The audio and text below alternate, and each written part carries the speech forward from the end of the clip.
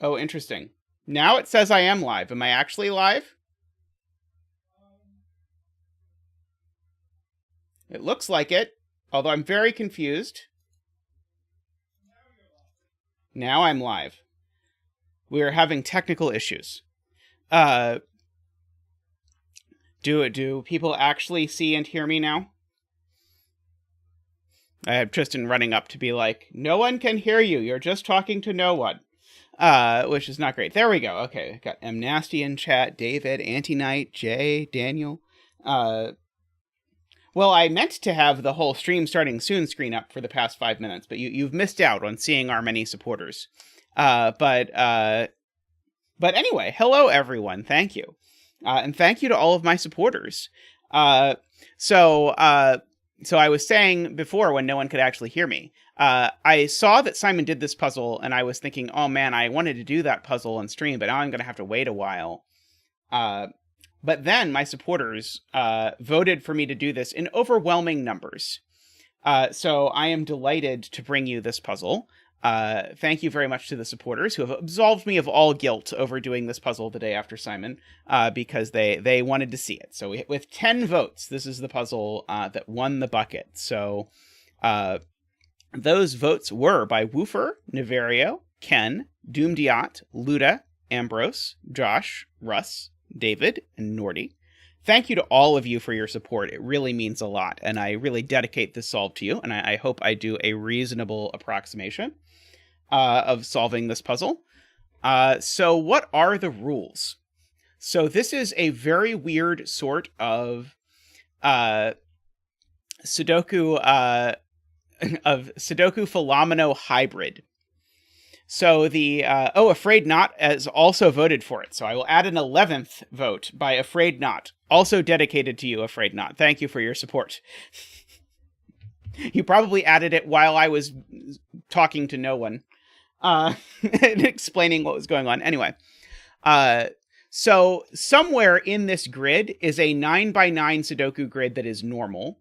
There we go. So something like a 9x9 grid that's normal. And by normal, we mean even including having the normal 3x3 boxes. So completely normal. Meets all the Sudoku rules.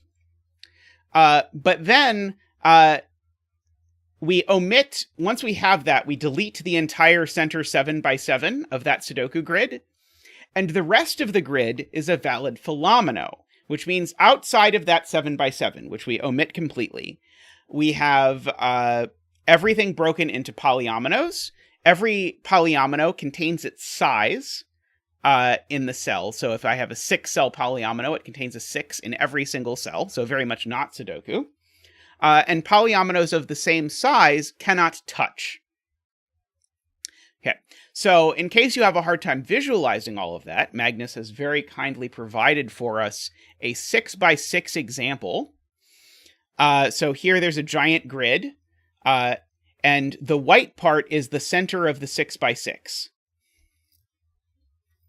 Oh, David has donated $25 because Fistamafel, and this was awesome yesterday, Fistamafel was asked what setters he was inspired by, and Fistamafel listed me as one of them, mentioning doublers. So I was very, very pleased to see that. So thank you very much for the $25 donation, David. Very much appreciated. A very well digit dance from Zach.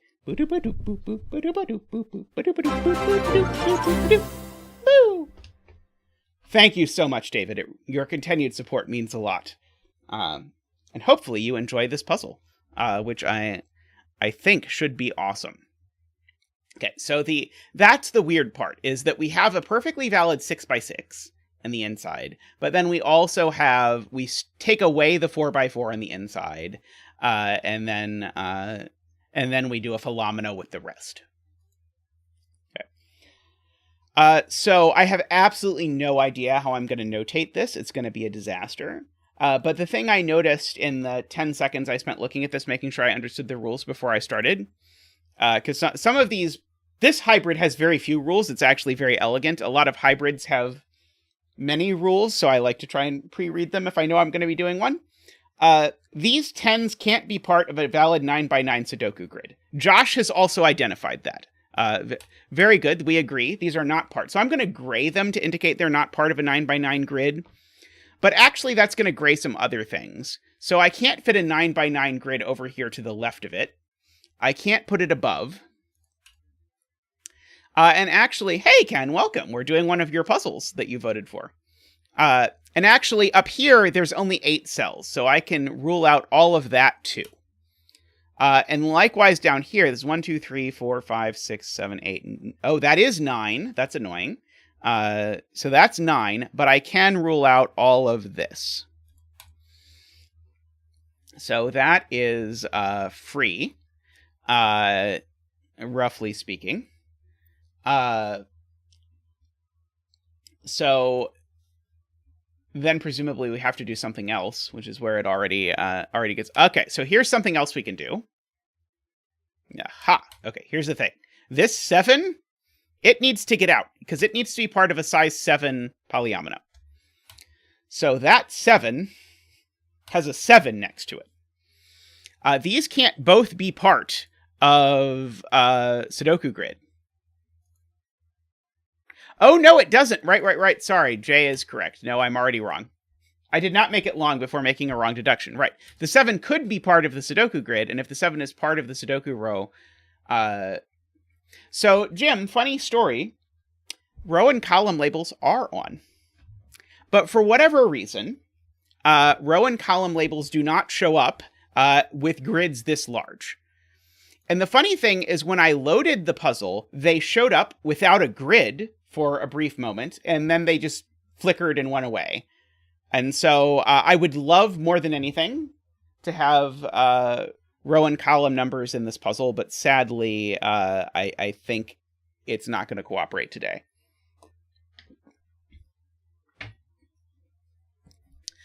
I still think this 7's interesting, though, because this 7 is either part of or not part of a Fillomino cell.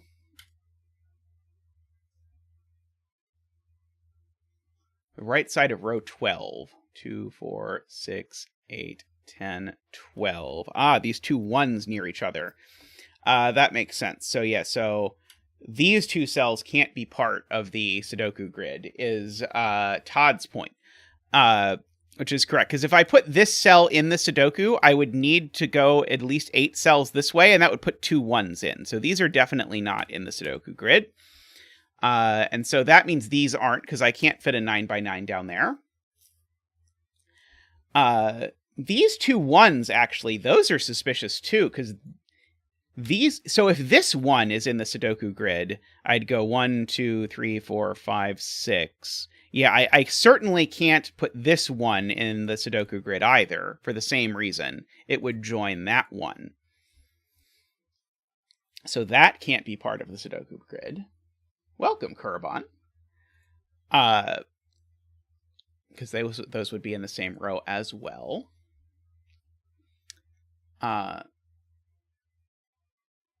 Let's see. Is there any other stuff like that where there's 2 digits that are sort of in danger of immediately joining the thing?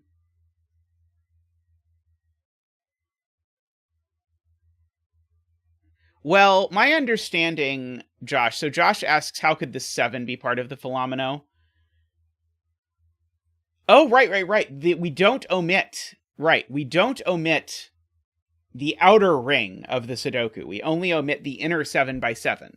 So Josh is right. If this is in the Sudoku, then it's got to get out somehow. If this is in the Sudoku grid, it's got to get out. But it doesn't have anywhere to get out, because it would have to get out down, and that's not going to work. So this 7, and hence all things above it, cannot be in the Sudoku grid. Let's see, 1, 2, 3, 4, 5, 6, 7, 8, 9. Okay, so I feel like we should be able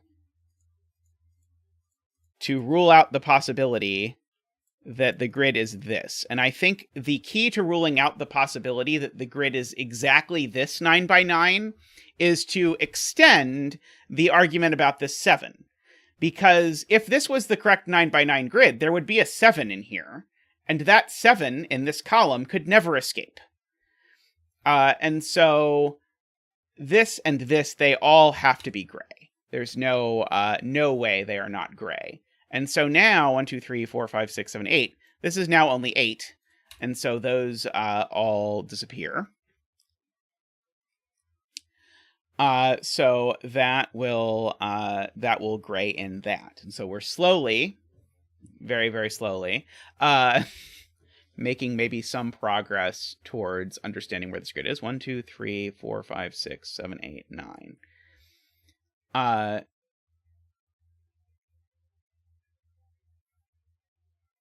I love that idea, afraid not. So 1, 2, 3, 4, bam. 1, 2, 3, 4, bam. 1, 2, 3, 4, bam.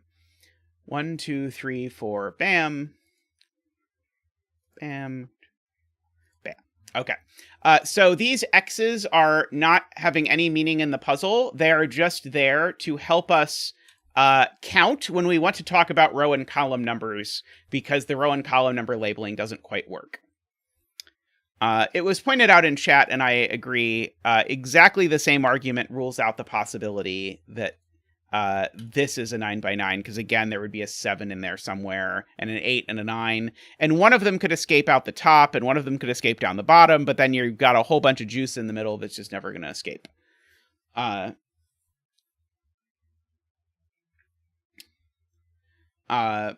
Jaleb is asking a question that I was about to ask, so I'm hoping it will be profitable, which is, if I try and actually cram this thing in column 2, what digits am I actually putting next to each other?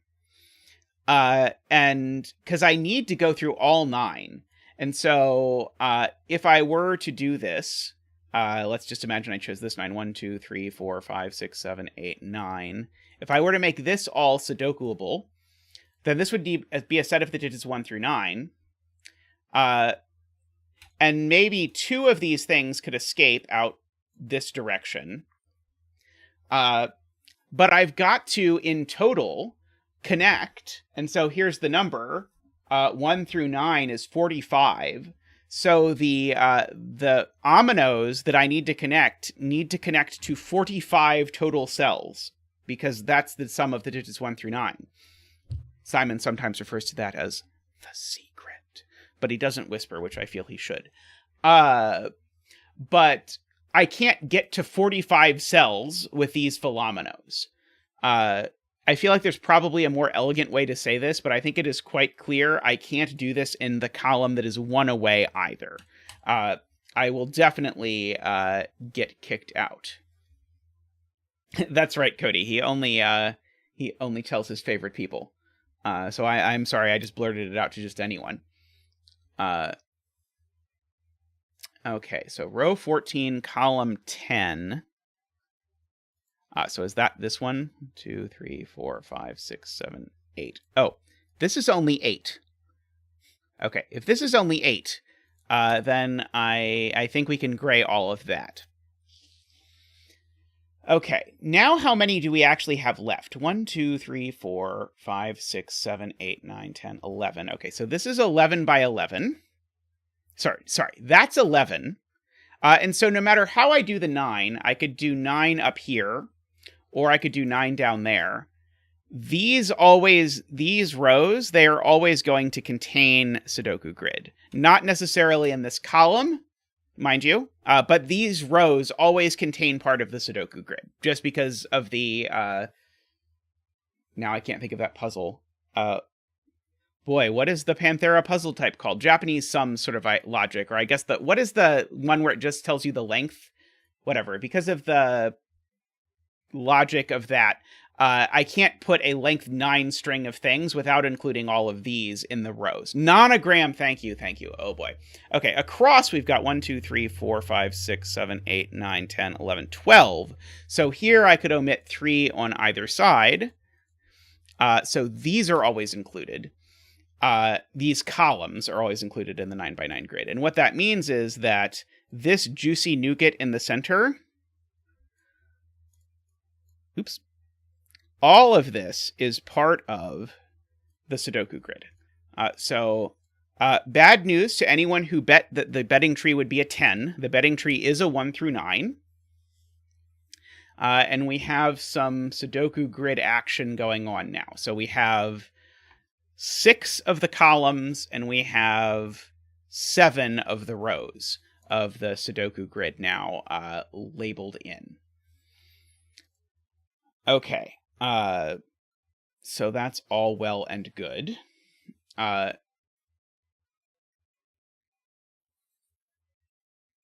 Let's see. Okay. Cogito is arguing I can't possibly have Sudoku by the tens.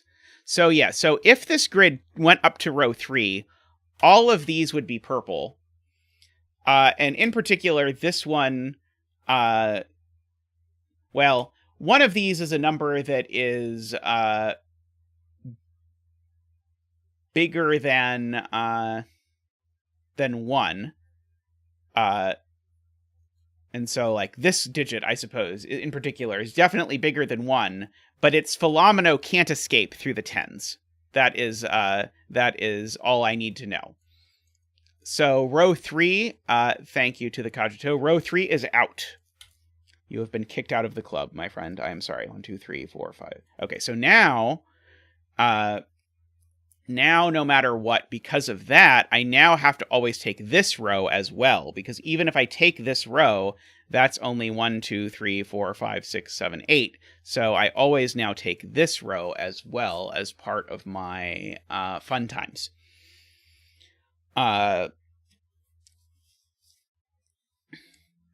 So it feels like at some point I'm going to have to do some Sudoku or some Fillomino, but I feel woefully unprepared to do any of either of those things in this particular instance. I'm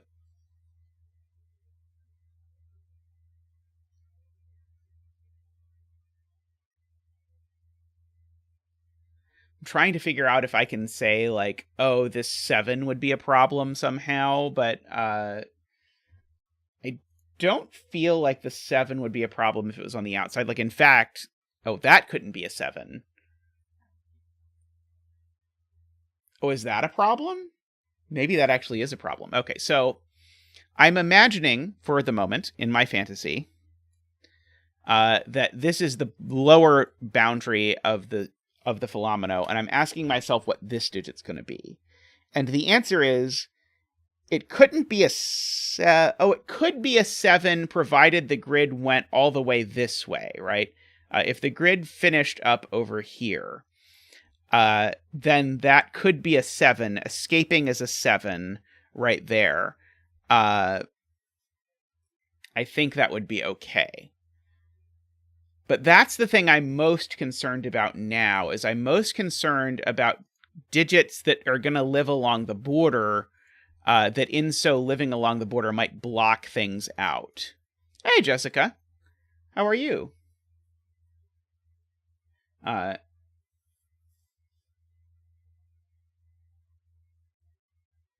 Acid Helm.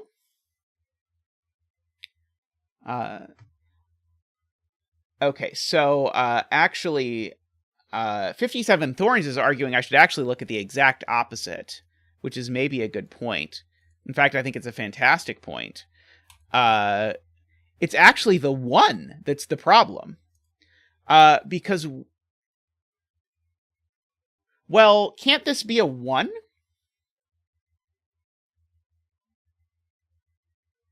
I feel like this can be a 1. But it can't be anything else, because if it's any number other than 1, then in the instance that this does this, right, it would break the Fillomino, because this would be part of the Fillomino. Right, because I have to keep reminding myself in my brain that the outer border of the Sudoku is part of the Fillomino. Right. So this can be exactly no digits if this is the border. And that is beautifully articulated, because if it's a digit other than 1, it would have to escape through the 1, which is not going to work. And if it is a non-1, and if it is a 1 digit, then that's a 1 Fillomino next to a 1 Fillomino. That's not going to work. So this can't be a border. And if that can't be a border, it actually means that we have that. Yes, my gracious supporters let me do this puzzle without feeling guilty, even though Simon did it. So now we know our rows, because that's 9 rows now. So these are gray. And so I think we're about to get our first, we're about to know exactly what everything is, because now what's this digit? It can't be a 1, because there's a 1 up there. And so if this digit is not a 1, it needs to escape through this 7. And so we get our first digit, which is a 7. And we get to see Zach's 7 dance, which he has not done in a little bit. Do you remember? He does remember.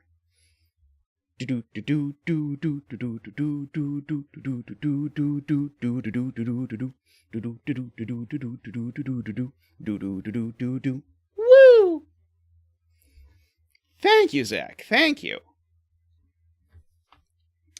But this actually goes back to the point I noticed before, which is that I need to get this 7 in a different universe than this 7, which means there has to be a box line between these, for sure. And if there's a box line between those, then I know that this is a box. And now I'm going to just sort of be able to just trickle in everything else, because now we're going to get a box over here. And that's going to just completely shoehorn in the rest of what this is.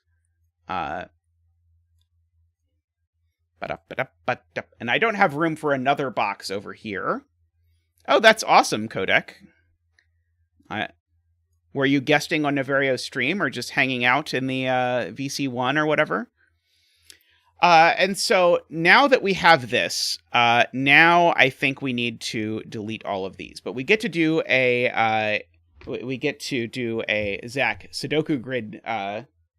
That's right, you and Tallcat and Navario all met up, didn't you? That's cool.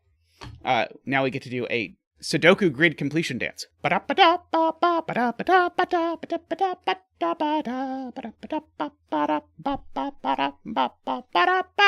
Woo! Thank you, Zach. Thank you. All right, so now exactly as Tristan says, now we need the coloring for the Fillomino. So we're going to get rid of all of these colors. Don't worry. Nope, not that one. Not that one. Wrong one. We're going to get rid of all of these colors, because now we're going to start coloring Fillomino. So these are 7s, so they can get a color. And so, let's see. We know there's a 7 up here somewhere. The 6 I know needs to escape out one of the sides. The 1 is phenomenologically complete. Andrew Sarkis suggests that since my brain isn't processing this well, that I gray the inside of this whole thing. I think that's probably a wise suggestion. So this is all not part of the Fillomino. Everything else is part of the Fillomino. All is Fillomino.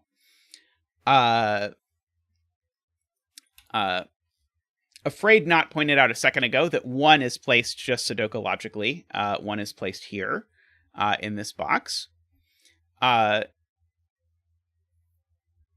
This cell is going to have to be a 2.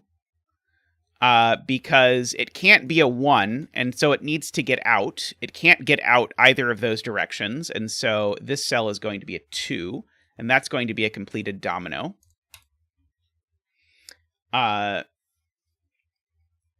Like that.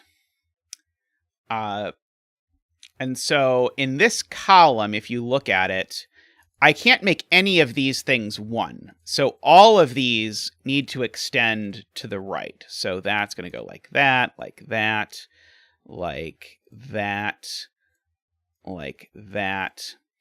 All of these things have to get out because none of them can be 1. And so they're all pushed in that direction. And in fact, the same thing happens down this side as well. So all of these need to do that. Yeah, I was going to do that none of them could be 3 after I did the fact that the same thing is true of this set, because then the 3 part is not going to quite extend. But we can at least do a similar thing over here where I stripe all of these. And so this is, I don't know, orange. Let's see. I guess I can make that one orange as well. This one blue as well. I don't know. I'm doing the colors somewhat randomly. And then the same is true in this row. So let's go ahead and do it up here. Hey, Navario. I am told that you solved this in person with Codec, which is true. Or, sorry, which is cool. So that has to go up. This has to go up. And be, I don't know, purple and orange. Okay. This digit now can't be 2 because it touches a 2. It touches a domino. So orange actually has to extend to the left. That's the only place it can escape to. So that's interesting in and of itself, because it now means that this digit, which is at least a 2, has to escape there. So that forces that in turn. Now, before I get too distracted over on this side, I want to point out, we know none of these digits are 2, which is what chat was excited by. I just stopped going up this thing. Let's do purple again. None of these things can be 2, so they actually all need an additional thing. Now, for purple, that could be up there, but for blue, there's only one place blue can get another thing, and there's only one place orange can get another thing. Likewise, green and yellow. These all can only get an additional digit in that way. Now, here we have this cluster. Neither of these things can have more than 3 cells. So these 2 cells need to be a 2-3 pair, because one of these is going to be 2, and then the other one's going to take this. So this is going to be a 2-3 pair, because the 10s block it off. So that is a 2-3 pair, and now, suddenly, all of these other things are now huge. Because now this, for example, needs to be at least of size 4, so it certainly needs to go up. This needs to be at least of size 4, so that needs to go up. I don't know about this one yet. But the blue needs to be of size at least 4, so it needs to go up. Just by that fact alone. So we've got that, at the very least. Let's see. Tristan says 2 in box 5 by Sudoku. Ah, yes, that 2 and that 2 give me that is a 2. Very good. So what are these? These are just a triple. Maybe I should write them in. Maybe nice things will happen. 2, 3, 4, 5, 6, 7, 8, 9. Okay, these are 3, 4, 5. Spoiler, nothing nice happened. Good point. If a couple of people point out this 10, it needs to escape. Let's see, what color is it going to be? Because it's going to touch a bunch of colors. I'm going to make the 10 black, so that it's not confused with being a real digit in the puzzle. And black could take this cell and these cells, but even if it takes absolutely every single one of those cells, it's still only 7 in size, and so it needs at least 3 more. And so, in other words, the point is, these are always black. Now this 2 is now forced. The 2 now has to do exactly that. And I'm going to go ahead and try filling in that border, maybe? Should I try filling in the borders in gray? I don't know. I don't like that. That doesn't look good. Maybe I just don't fill in the borders? I haven't decided yet. The 2 is done. I don't know if I want to mark it. Right. Black can't go down, because if black goes down, this would be a 2-2 pair. That's a good point. I previously said out loud, but did not mark, that this cell is purple or green. So got that. That's a 2. I agree with that assessment.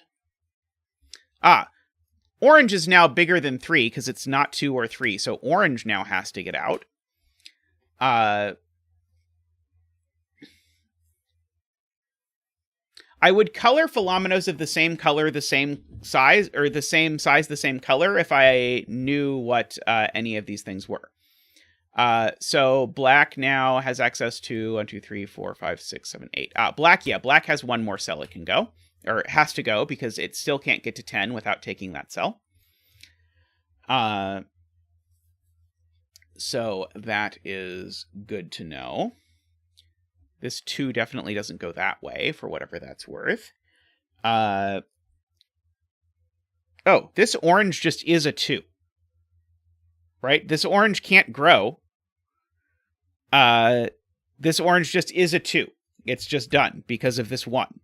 And so that 2 actually makes this the 3 and this the 2, which makes that purple. Makes that a 2 and these both 3s. So we've got all of that sort of filled in.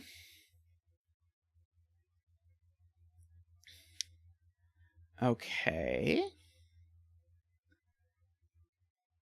This is done.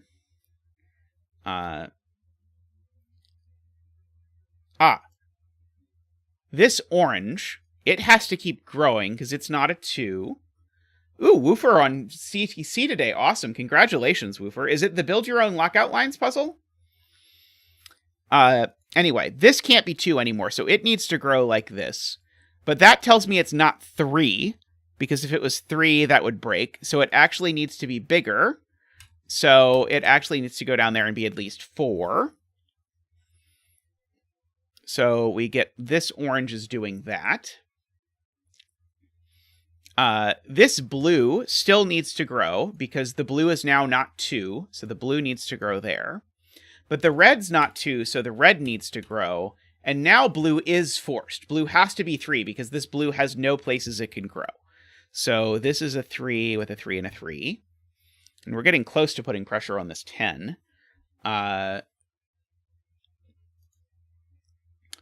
This green now is at least 4, so the green certainly has to come down. The yellow just is a 7, so the yellow has to come down. By virtue of being a 7, the yellow has to keep coming down. By virtue of being at least 4, both of these have to keep coming down. So that comes down and that comes down. So now the 10 is forced to go right. No avoiding that. Okay. Red now is going to be forced by this 5. Because if red comes down 1 more, it can't be 5.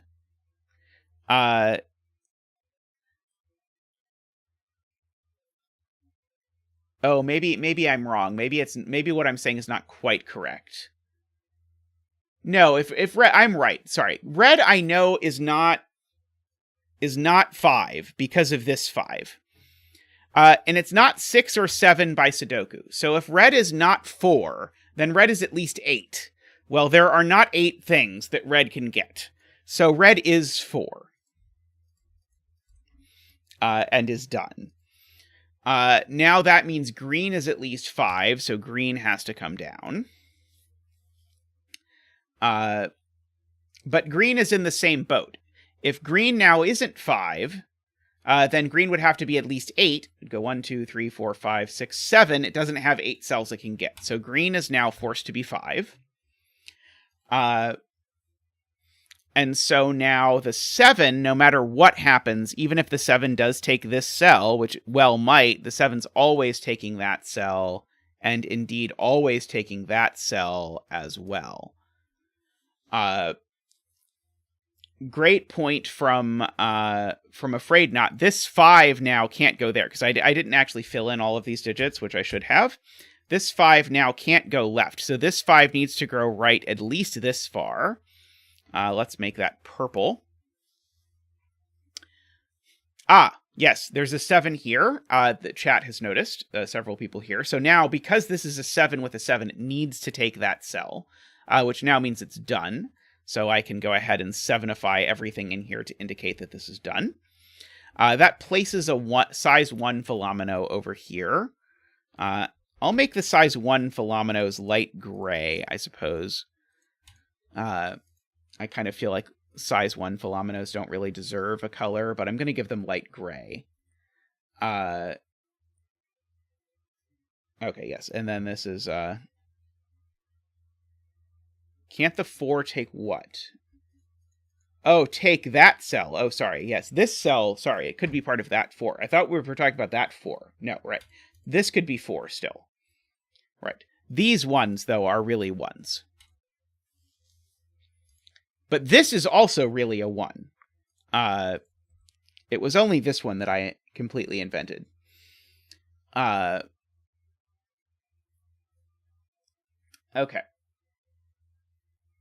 Okay, and so now the only digits left are 8 and 9.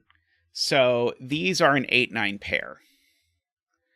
So now let's look at Sudoku again. I know there's lots of things going on, so I know chat wants me to think about everything all at once, but I can't quite do that in this instance. So how much have we sort of helped our cause here? So we've got 3 over in one of those cells. Maybe that didn't help. We've got 7 over in one of those cells. 2 is up here in one of these. I can pencil mark one of those as a 2. I should pencil mark the correct digit, though. It will help. Okay, so this needs to be absolutely preposterously huge. This needs to be absolutely preposterously huge. I'm being informed that 2 is placed in box 8. By that 2, maybe? And that 2. Yes, okay, yes, it is placed. That 2 looks all the way down, placing a 2 there.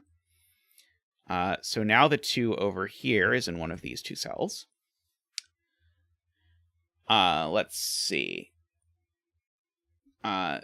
What's left in this column is we've got 3, 4, 5, 6, 7, 8. 3, 5, 6, 8. That one I know is not a 3. So this is a 5, 6, or 8.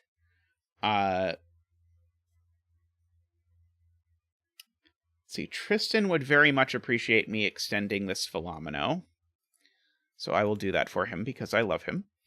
The orange now needs to get out, so it needs to go at least that far. Per Fillomino rules. And so now that forces the 5. So now the 5 is done. And so now the 10 needs to get out at least to there.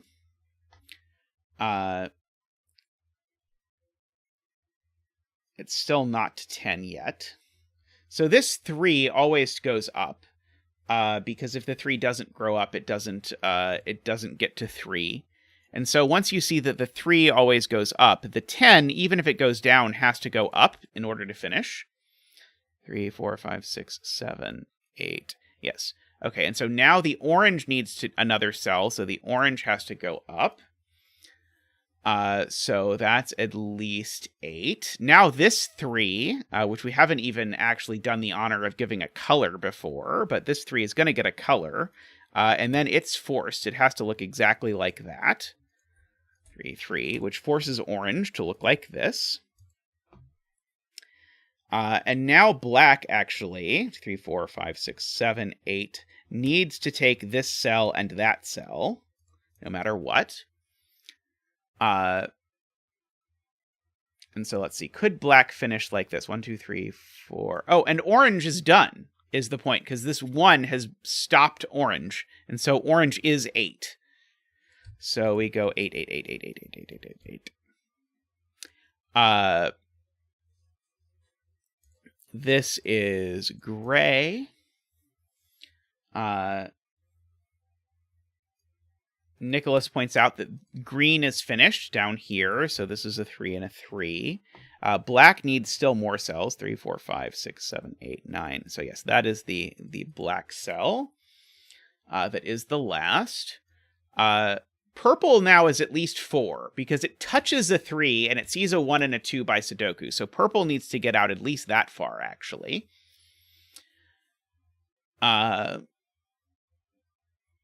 Let's see. This is now a 9 by Sudoku.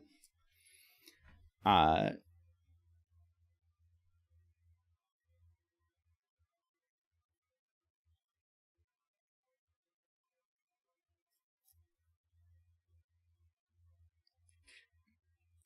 seeing it claimed that yellow is at least 4. I don't see why yellow can't be 3. Oh, because of the box. Yes, by the box. Good spot. Okay, so yellow is also at least 4 because there's a 3 hidden in the box.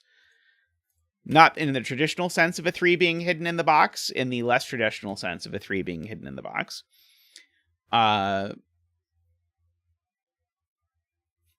So now,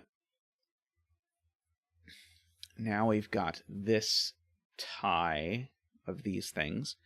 One of these just can be a 4. And unfortunately, they both can also be larger than 4, I think. I probably should reconsider if I know anything up here. Yes, I know this isn't a 6 by Sudoku. That's sneaky. So green here is not 6, because there's a 6 down there looking at that cell. So green, actually, we know has to grow over here. And now green having to go over there actually tells me what this digit is, because this digit can't be green, and so this digit's not getting out. So this digit's actually a 1, and then this digit's a 2, because we knew we needed a 2 up here by Sudoku, and so that's the order it has to go. So this is going to get the gray doom of 1s. I realize I need a separate gray for the 1s. You don't get both grays. Don't be greedy. Just take your regular gray and be happy with it. So now this 2, we know exactly what it looks like. It looks like that. Or so it would if I had actually hit the color rather than just thinking about hitting the color. So now green, remember, is at least 3, so green has to come over here.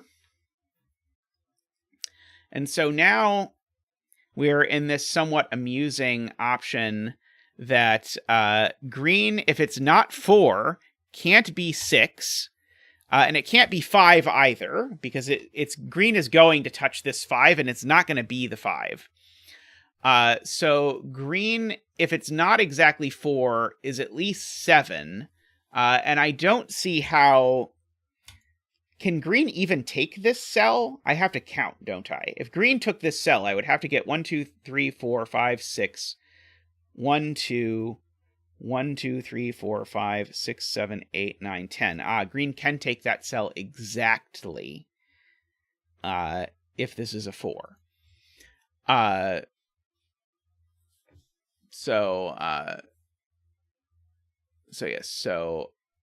But if green does take this cell, it can't take the cell above it. Oh no, green can't, but for a more complicated reason.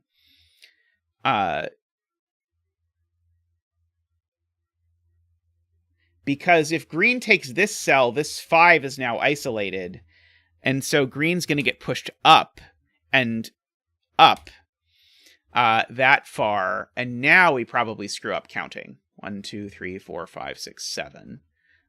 So the 6, as being pointed out, the 6 can be orange. So this could be green, with green being 7. That can be orange, with green being 6. And so now I count my cells up here. I would have 2, 4. And so this is a 1, 2, 3, 4, 6, 8, 10, 12, 14, 16. This is a 16 cell region. So unfortunately, there's plenty of room for all of that. I wasn't thinking about where the 2s were going. I was just saying that this is going to take up 2 cells up here, Nicholas. The 2 will probably end up going here, but it could go up there. All right, so this is either a 4 or it's some gigantic number. It's probably not the gigantic number, but I think the answer is we can't rule it out. But now we have a bunch of things that can't be 1 or 2, so we get to do our whole giant streak of colors again. So do I want to make that green? I'll make that yellow and purple and orange. And let's go back to green again now. So now all of these are at least 3, so that means that actually the red here needs to poke out in that direction. The yellow needs to poke out there. The purple needs to poke out there. The orange needs to poke out there. Just because of Sudokological considerations. And now I think green is going to be...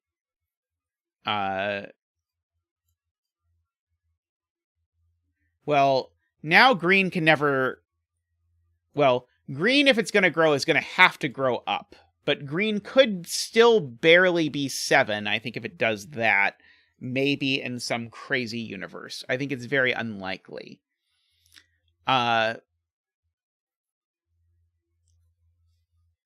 I want to think about this 5, actually. Where is this 5 going? I think the answer is that this 5 is going to have to be red, but I'm trying to think about a way to reason about this this coherently.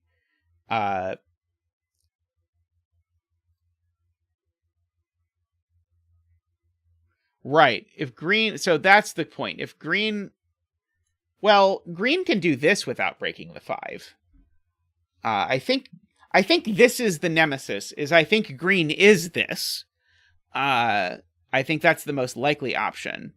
And then the 5 is red. Actually, that breaks for a kind of funny reason, because that breaks the fact that then this 7 is broken. So I would actually need to make green go up 1. But if the green goes up 1, then I think I run into serious problems. Okay, so let's try and think about this Sudoku-wise with the 7. So I think we could prove it. I think we've done all the arguments, but the argument is messy and ugly and involves both counting and a significant amount of look ahead, so I don't want to use it. I want to instead figure out where the 7 is by Sudoku. So one of these 4 digits is the 7. But if that's the 7 up there, this 7 needs to exist without joining any of these. And that's going to be a huge problem. Because if green is 7, then this 7 can't join any of those, but we've just made 3 of these digits. Well, sorry, we've just made 2 of those digits 3, because now neither yellow nor purple can possibly be 7. So one of these 2 has to be 7. Green cannot be 7. If green is anything big, it's 8 or 9. Okay. So now Afraid Not is looking at what happens if red is the one that's 7, because that looks dicey. If red is 7, it could go up like that and then down, but that's still only 6. So that would be 7, but now we've again made both yellow and purple equal to 3, and it can't be the case that both yellow and purple are 3. So red can't be 7 either. And so this yellow is actually the 7. And so since it's 7, it has to get out. It has to go up. And now it's still not anywhere near done, so the yellow has to continue downward. 1, 2, 3, 4, 5, 6, 7. Actually, yellow is just completely forced to do that. Yellow has no options on how it's going to get to 7. So there's my 7s.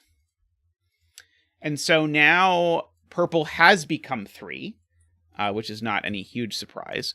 Orange is more than 3, so orange has to go down. By Afraid Not.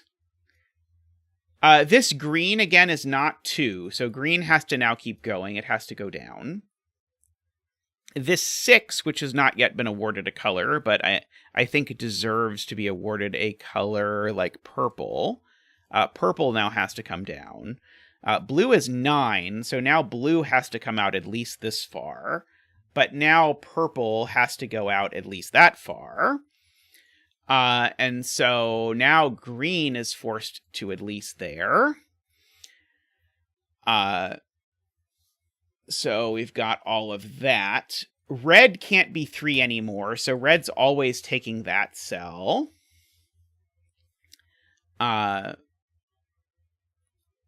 It's probably 5, because it's probably going to take that 5, but I don't think we know yet.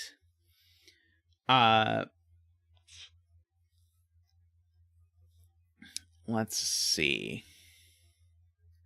I probably should do a little bit more Sudoku. So what about I center mark these cells? There are 4, 5, 6, 7, 8, 9 are the options. Are any of those ruled out purely by Sudoku alone? No, these aren't 9.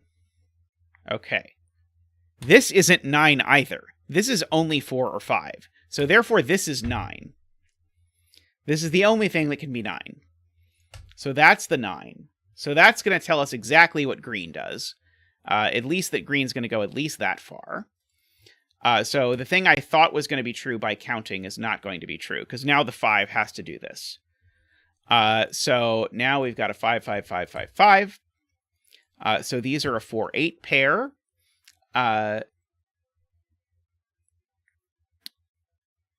which works probably either way. This 6 has to get out and becomes orange. This 9 is not at 9 yet, so it has to keep 9ing. So it 9's all the way up here, and it's now done. So we've got all of those 9s. The 2 Fillomino can't touch the other 2 Fillomino. We have we have to finish the 10, and the only way we finish the 10 is if all of that is black. I can't write 10 in these cells. You're just going to have to believe me that the 10 is done. That's a 2. These are all 6s.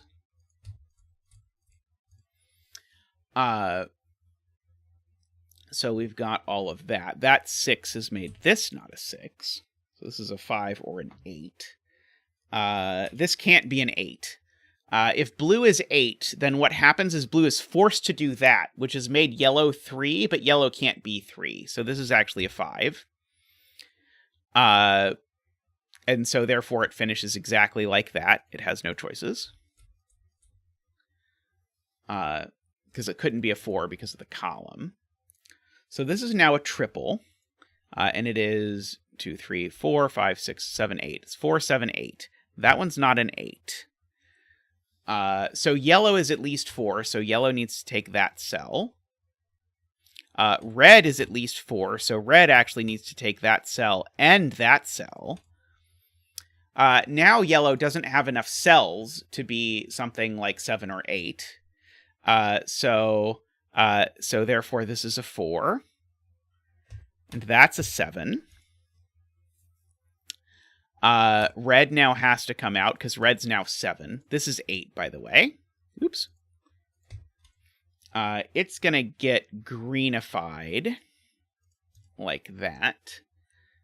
Red can't go up here, because it would cut off the 3, so red actually has to go right. This 3, no matter what, is always taking this cell, so I can give this 3 a color and just mark that those are always red. So this is only 6, so red does still need another cell. I will be mindful of that. Purple now, I think, is 3, because purple can't be 1 or 2, and purple only has a third cell. Oh, unless purple is 6. Purple could be 6. So purple can only be 3 or 6, amusingly.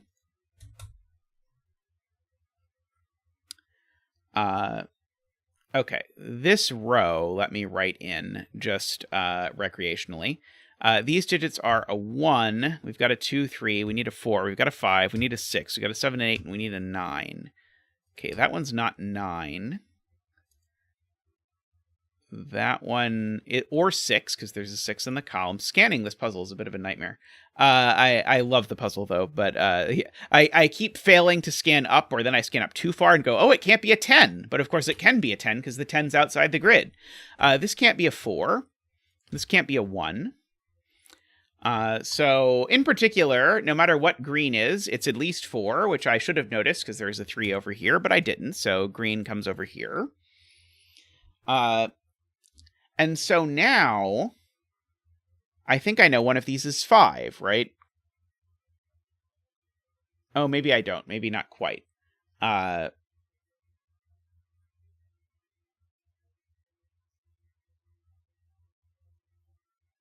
these could still be a 4-5 pair, annoyingly, I think. I know what this triple is. This is 1, 2, 3, 4, 5, 6, 7, 8, 9. Yes, this is 1, 3, 5. That one's not a 1. That one's not a 3.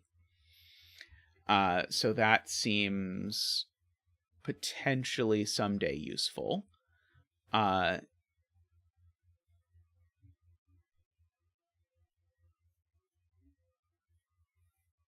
Yes, Andrew points out this 5 looks over, which gives me a 3 and a 4 and a 5.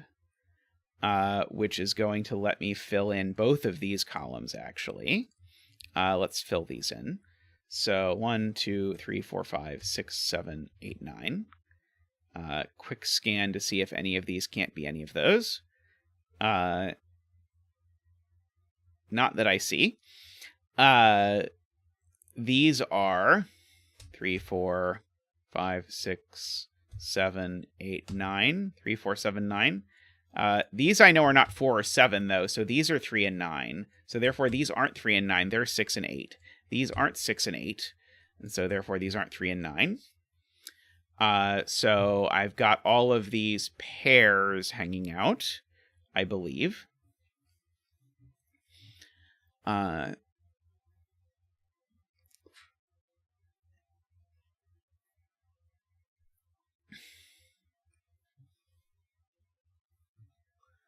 Okay. So, Garion has a good point about 7. Notably, 7 in column 9 can't go in any of these because there's a 7 in the box. So I have to make one of these 7. And it's going to be awkward no matter which of these I make 7. But one of them I think is going to have to cut off something if I'm not careful. So if this was a 7, it would look exactly like that, which would make this a 4 and this like a 6 or something. It doesn't really work. Oh, Tristan tells me 2 of those cells have a 7 in the row. That might help. Okay, so these can't be 7 just because of the... Actually, 3 of them have a 7 in the row. Because that 7, and that 7 all look at those 3 cells. And so none of those can be 7. Okay, so by pure Sudoku alone, this is a 7, and it does look like that. Okay. I was not expecting that. I was expecting I was going to have to look ahead a little more to see why this broke. But in fact, this is correct. And so this is now a 4. So this is now not a 4. So now green has to grow at least 2 cells, if not more. Now orange, in fact, let me just fill these in. 1, 2, 3, 4, 5. There's not a 2. There's already a 2 in the column. 1, 2, 3, 4, 5, 6, 7, 8, 9. 3, 5, 6, 9. That sounds right. Okay. But this can't be 5, 6, or 9 because no amount of trying will get this orange through this corner. So this is a 3. It's the only thing it can be. So that makes this a 6, which means it does in fact run into this 6, which makes this a 9, which is going to be interesting in a second. And now this is a 5, for boring Sudoku reasons, that it's the only thing left in the world. So this 5 is always taking this cell, no matter what, even if it takes that cell, it still has to take that cell. This 9, if it doesn't take this cell, is going to be in big trouble. So the 9 is at 1, 2, 3, 4, 5, 6. So even if it takes that 7... right. The 9 actually needs both of these. No matter what. If the 9 doesn't take both of these, it's capped at 7 cells, and the 9 needs 9 cells. But now the 5 finishes there, which is sweet. Hey, Panthera. And so this is not 9 yet, so it only becomes 9 when I do that. The smoothness of this puzzle is something else. What was this rated? Oh, 4 stars. Okay, 4 stars seems fair. This 6 needs to go up, which then makes the 8 have to go up. My 8 and 9 might touch. I might have a color emergency on my hands. Yeah, Panthera, it's great. Yeah, we were talking about nonogram logic earlier, so we mentioned you. Purple now finishes, and mercifully purple protects our 2 greens from accidentally meeting, which would have been a shame. We'd have had to restart. So those 6s save us. So we've got all of that, and now probably there's some Sudoku I could do if I was really so inclined. Like, for example, there's a 3 there, so neither of these are 3. I don't understand how... Oh, there's a 5 there, so these are 6 and 8, but that 6 looks there, so that's an 8 and a 6. While we are doing Sudoku things. This is too many digits. The 9 in the row is already placed. That's not a 9, and that's not a 9. this row, we've got 1, 2, 3, 4, 5. So these are 6, 7, 8, 9. Those aren't 7. That one's not 9 either. Or 6. This is just a naked single 8. So these are not 8. That one's not 7 either. So that one is the 7 for the row. There's a 9 in this box, which makes that a 6 and a 9. This row is missing a 1. We've got a 2, a 3. We need a 4, a 5. We've got a 6. We need a 7. No, we've got a 7. We need an 8. So this is not an 8 or a 5. So that makes that a 1, 4 pair, which makes that cell a 6, which makes that cell a 1, which makes that cell a 4, which makes that cell a 1, which makes that cell a 5, which makes that a 3, and that a 1. That 3 makes that a 9, and that a 3. These aren't 1 or 5 anymore. And we know which order they go because of that 4. So that's 8 and 4. So we can go ahead and fill in... Let's do this column. Actually, let's do this column first. 2, 3. We need a 4. I don't know what to do with that yet. And 6, 7. 4 and an 8. And I know the order now thanks to that 8. So this is a 4 and an 8, which gives us a 7 and a 4. This pair is a 5, which goes there. And a 7, which goes there. Yeah, we do have to be a little bit careful with the betting tree. The betting tree is at risk of being revealed too early. Okay, this 4 is going to help us do a lot more Fillomino, because the 4 looks at that and makes that an 8 and that a 4. So this one's actually done, surprisingly. That's a 6 and an 8. The orange now needs to grow at least to here. In fact, the orange is just completely fixed. It has to do that in order to get to size 8. Purple comes down like this. So it's done. Blue now comes down at least this far before making decisions about its life. Oh, but the decisions about its life are made for it by the 4, which now has to look exactly like this. Let's see. This can be orange. So we'll go 4, 4, 4. And now the 9, as I said, its life choices have been made for it. 3, 4, 5, 6, 7, 8, 9. Like that. Oops. And so we go 9, 9, 9, 9, 9, 9, 9, 9, 9, 9, 9, 9. And the 9 is done.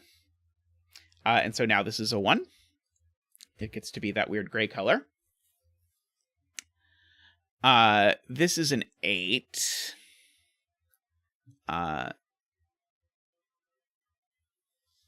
Let's see. Do I need to count? Is that what's happening? I probably need to count, don't I, up here? So what do I need up here? So I need 7 green cells. I need 6 red cells. And 3 orange cells. So 7, 6, and 3 is 16. And then 17, 18. Okay, so let's count these cells. So I'm looking for 18 total. We're currently at 1, 2, 3, 4, 5, 6, 7, 8, 9, 10, 11, 12, 13, 14, 15, 16, 17, 18, 19. Okay. So there is one unmarked 1, if I did that right, which I think it looks like Carl got the same math, that there's a 1 left over. And so the 1 left over isn't there or there. If the 1 was here, I don't think that works because of the 8. Right, the 8 gets broken. So the 1 that's left over is not in any of those cells. And so the 1 that's left over has to be there or there. Which means that... Wait, doesn't that mean that either way... Isn't this going to be unresolvable? How am I going to resolve... Oh, the 1 could be down there? Did I not think of that? I think I didn't think of that. I think this is going to end up being the 1. Okay, so... are there any cells this 8 absolutely has to take? So the problem with the 8 is it can't do this. Like, that's not possible for the 8 to do. I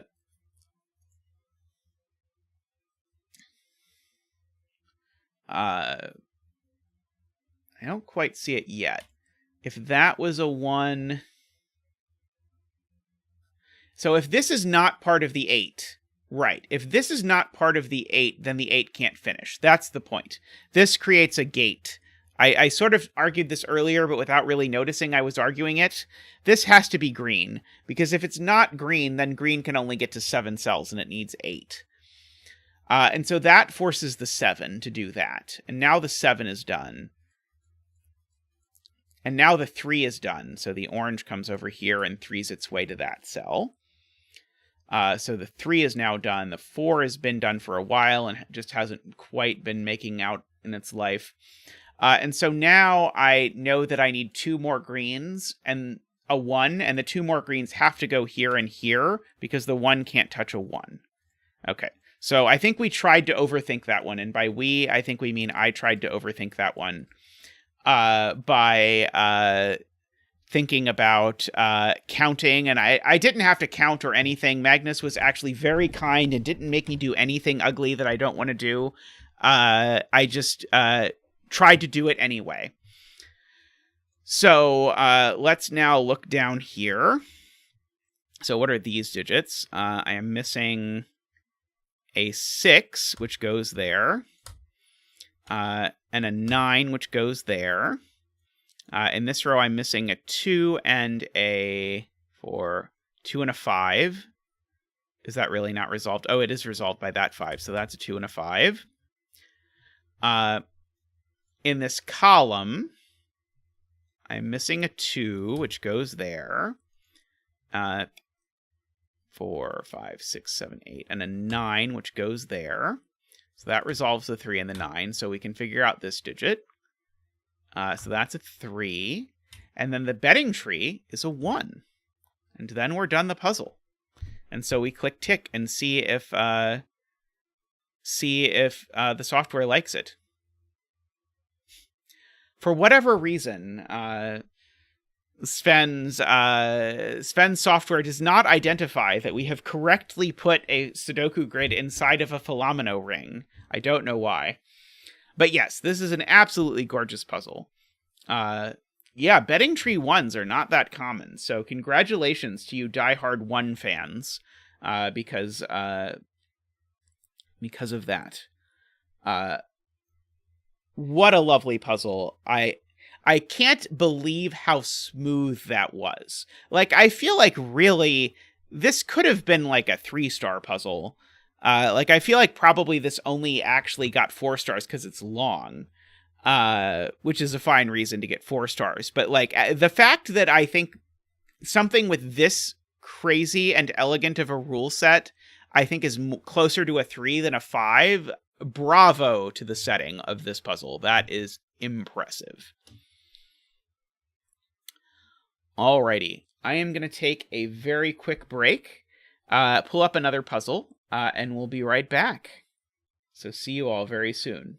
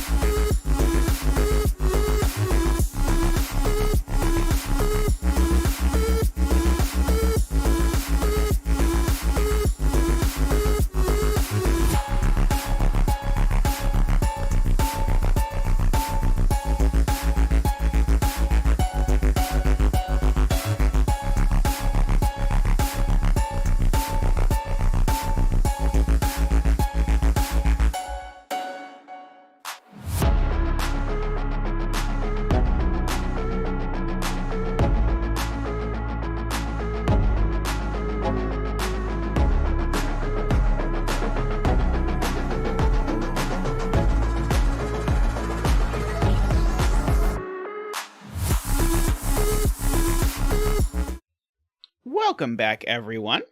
We have a Hecspeed puzzle next. This might be Hecspeed's debut on the channel. Not 100% sure, but it's very possible.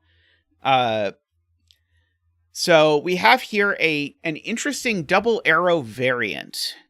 This is sort of a double arrow ambiguity kind of puzzle, where every line connects two circles, and either the sum of the line is equal to the sum of the two numbers on the circles. That would be traditional double arrow. Or it's equal to the product of those two numbers. For example, if this were 35, then this could be 7 and 5, maybe, possibly. There are slight problems with that, but I'll let you worry about that as we figure out the break into the puzzle, because it's this, I realize. But that's it. That's the only rules. So this should be cool. This digit is very restricted right away because of the fact that this needs to be a product. So why do I know that? It's because if I sum 8 different digits in a Sudoku puzzle, I get at least 36. And there's no way that these two add to a number that is 36 or greater. We need a betting tree. That is a good point. I am going to guess that this is the betting tree. Okay. So what that means is, whatever this digit is, it has to be a divisor of this collection of digits, of the sum of this collection of digits. Well, it's also going to be a divisor, therefore, of the sum of the entire row. And because of that requirement, that means that this circle needs to be a divisor of 45, which is pretty fascinating, actually. So what are the divisors of 45 that are options? 3, 5, and 9 are options. I don't think 3 is really an option, though, because if I make this a 3, then these have a product that's at most 27, but we said this is at least 36. So this can only be 5 or 9. So let's see, is 5 possible? If this were 5, then these would sum to 40, and this would be 8. If this were 9, these would sum to 36, and this would be 4. So we end up with this sort of pair of options where this is either 5 or 9, and this is 4 or 8. It was a very intriguing start to this puzzle.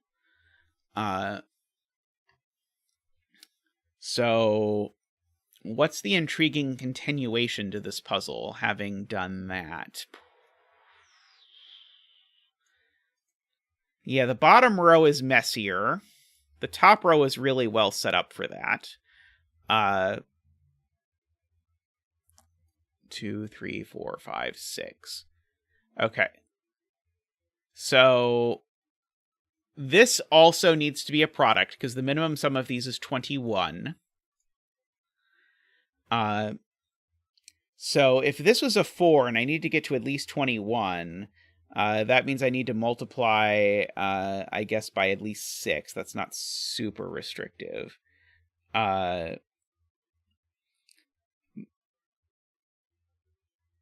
So I guess one of the points is, no matter what, it's true that the sum of this is a multiple of 4. So that doesn't sound appealing to me as a deduction to use, but it's true. By doesn't sound appealing, I mean, I can't conceive of how I would use that without knowing more about what's going on up here.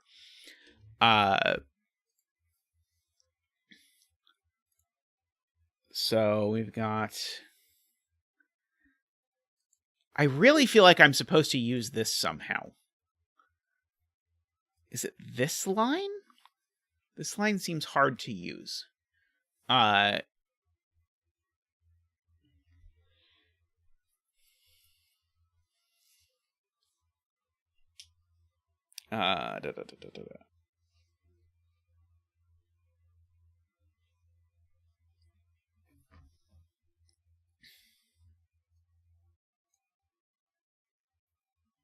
Okay, there's got to be something where I'm, like, combining multiple pieces to form a whole box or something, like this almost, or maybe 2 boxes together?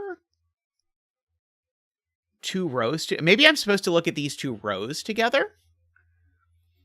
Is that anything? So if this is a 5,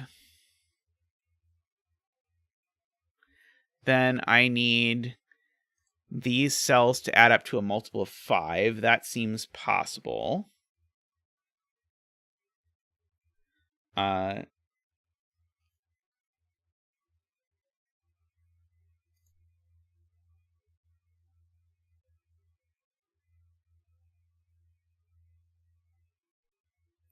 Pretty sure this line ends here. I'm going to assume that, unless told otherwise. But yeah, how are we utilizing this 5 and 9?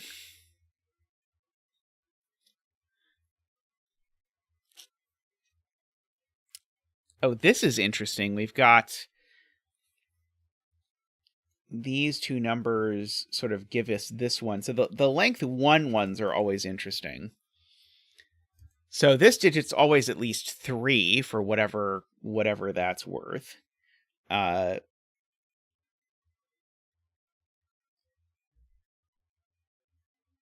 the product here, or sorry, the sum here is at least 30. Okay, so here's one silly observation. The sum here is at least 36, which means these numbers in the circle, sorry, at least 37 technically, but these numbers in the circle, need to be at least 5. The 37 does matter, because even if one of the ends is a 9, the other still has to be at least 5. So these digits are big, for whatever that's worth, because of the fact that this, even though it's a product, even if I'm multiplying two numbers together to get to at least 37, I still need to pick numbers that are at least 5. And so now that makes this potentially interesting and this potentially interesting? I don't know.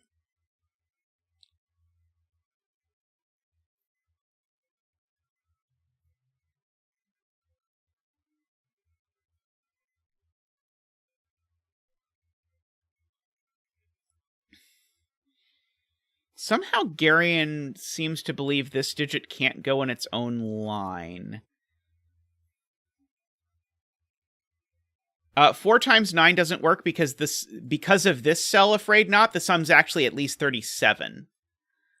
Because those digits sum to at least 36. It's plus 1. Hey, Glum Hippo, how are you?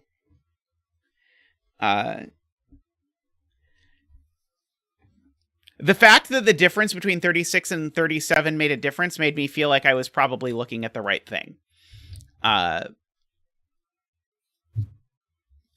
Mega tired as only a hippo can be. Are hippos notoriously tired creatures? Now,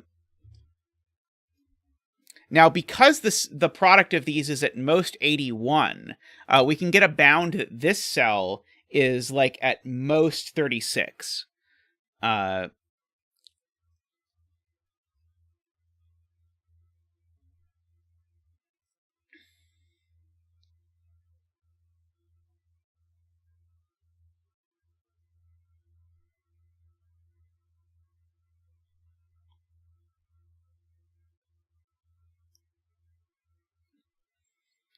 But you always sum the line, Garion. The line is summed. It's just the circles that are multiplied.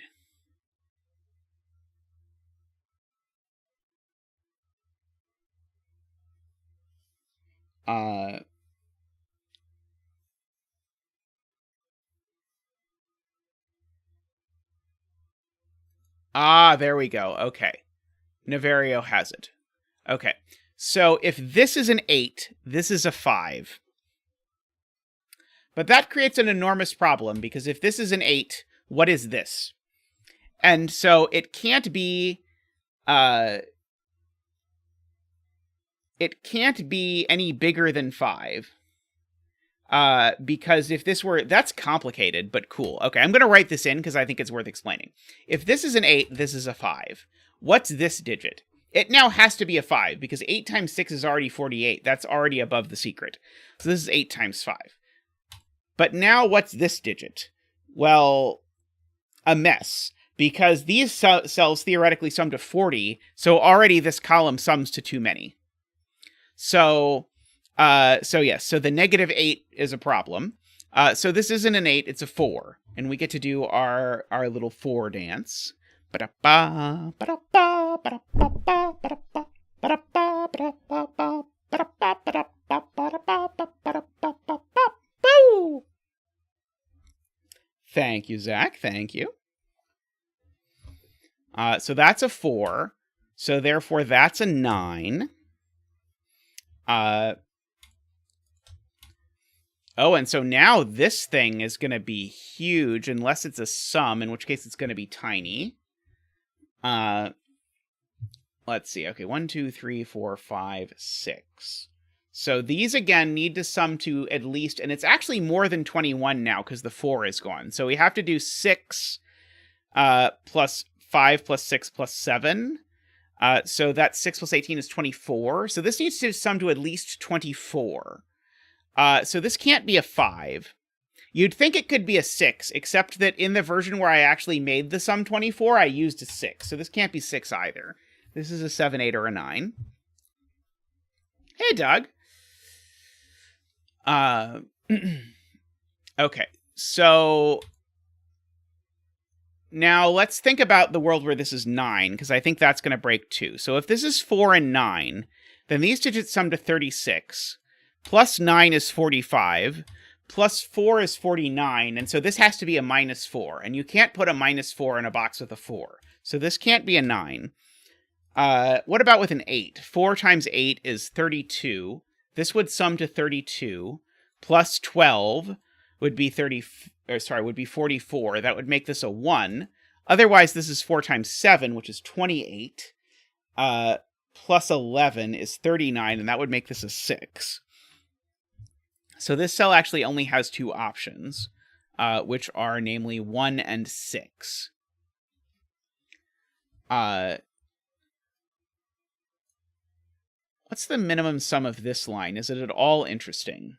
Yes, because it's 6 long. I thought it was 5 long before. I've counted it multiple times, but this time it's 6 long. So this 6 long line, it needs to sum to the same thing actually as over here. It needs to sum to at least 6 plus 18, because it's at least 1 plus 2 plus 3 plus 5 plus 6 plus 7. So that's to say it needs to sum to at least 24. So this needs to be at least 24 divided by 9, which unfortunately is 3. So this is one of those. I can tell you some things this can't be. So for example, this cannot be a 9, because then this would need to either add to 18, which is too small, or it would need to multiply to 81, which is too big. If this is an 8, again, this is definitely a product, is the point. 8 would make this too big. 6 would also make this too big. 5 would make this too big, because 5 would make it into 45. So either the sum of these is 36, in which case then these need to sum to 5, or the sum is 27, in which case then these need to sum to, I don't know, like 14 or something. So we've got that all ironed out. Do I know enough over here to make a similar proposition, or do I even know that this is a product? I don't think I know that this arrow is a product. So I think this could be 1 and 2. So this could be 10 and 1. Yeah, this only sums to at least 11. So this could actually be a sum. So I don't think that is great. Oh, that's a fantastic point from 57 Thorns. This can't be a product. Because if it were a product, this would have to be a 1, but then I'd repeat the digit. So this is a 1 or a 2, and it's a sum, and so this is an 8 or a 9. For sure. Now, that does interesting things to this line,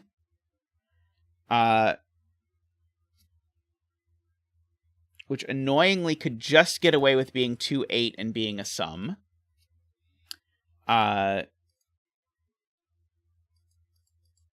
That's somewhat interesting as well. This very small digit now sort of connecting over there.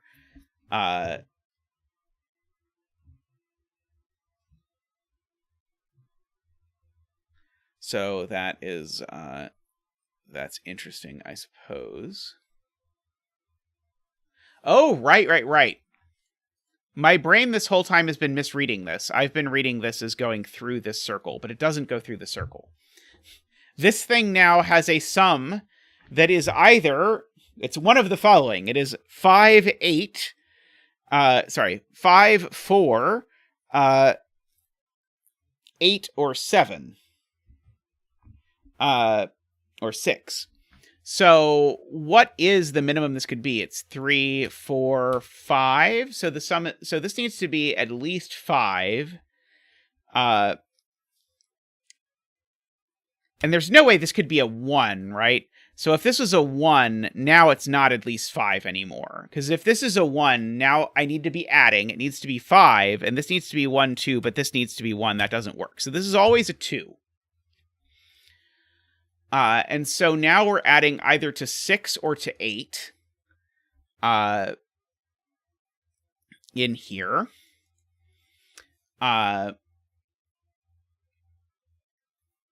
So the fact that this is summing to at most 8 is actually putting a lot of pressure here, because this already sums to at most 4. Or sorry, already sums to at least 4. So therefore this needs to be at most 4. So this is always a 1, 2, or a 3.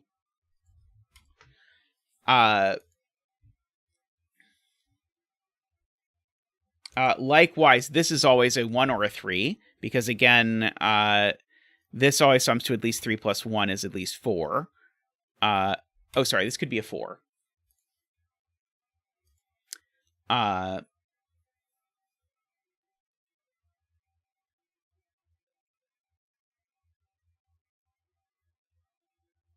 Let's see. Oh, right. This is all resolved now.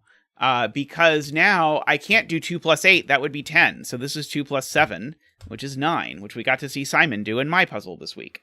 So now I have to look at this line, because I've got the 7 filled in there. What's the maximum this product could be? Okay, so this sum, let's do this sum. This sum is 38.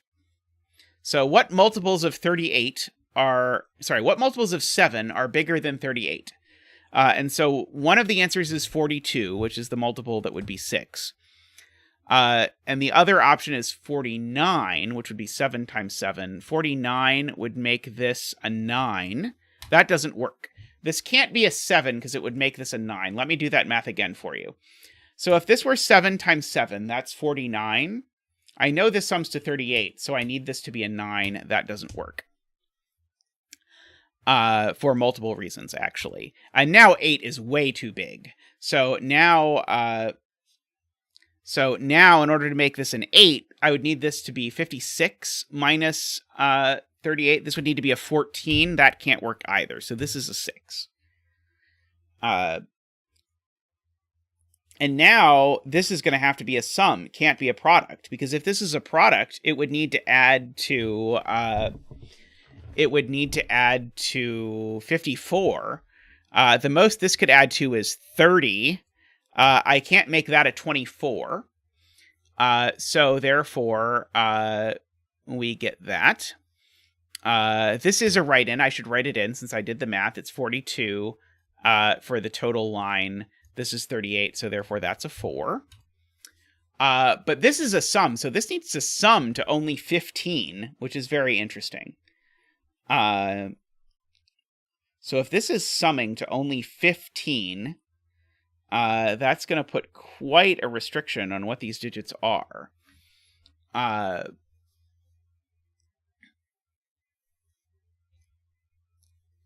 Maybe it's not that. I mean, it is a big restriction, but I don't know if it's a big enough restriction to get me something like pencil marks or anything like that. Okay, this cell's now given as well for the same reason. because this is 28 plus 11, which is 39, which means that this digit's a 6, which is unfortunate because it's not an interesting digit.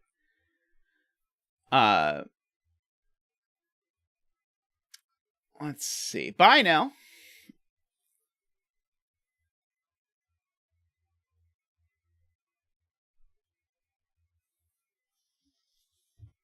I'm wondering if this can be a sum anymore, and the answer is it can't. Because if it was to be a sum, it would need to be 2 plus 8 is 10, but this can't be 10 because there's a 1, 3, 4 in the box. So this line is definitely a product. And so this digit here actually doesn't have that many options. It can't be 5 even, because I can't make this sum to 10, but it can't be 6 or 7 or 9. So in fact, this is only 8. 8 is the only option for what this cell can be, humorously enough. And so these digits add to 16. Let's see. If I add to 16, do I need to contain a 2? If I add to 16 and 4, probably not, right? 1, 3, 4, 5, 6 would probably do it. 1, 3, 4, 5, 6. What is 1, 3, 4, 5, 6? No, 1, 3, 4, 5, 6 doesn't do it. It does need a 2, right? 1, 3, 4, 5, 6 is, yeah, it's 19. That's more than 16. So the fact that these add to 16 means they need a 2. The 2 has to go here, which then places the 2 up in box 1. Oh, that's 5 digits? I'm not allowed to add 5 digits? I would like to add 5 digits. Good point. So I only actually get to add... I only actually get to 13 when I add the correct number of digits, and 13 is less than 16, so I don't know that there needs to be a 2, and so everything I love is gone. Okay,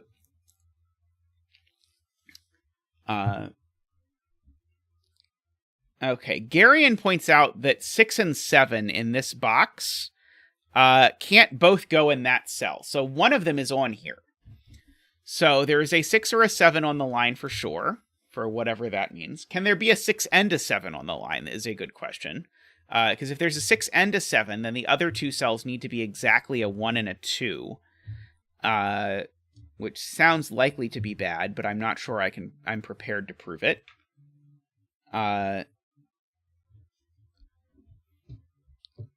4 in this box is actually down here, for whatever that's worth. So the 4 here is in one of these cells. No, the 4 here is in one of these cells. Let's try that again. Probably there, with an 8 there would be a very... Oh, no, that can't be. Oh, it could be a 4 there with a 6 there, though. That's possible.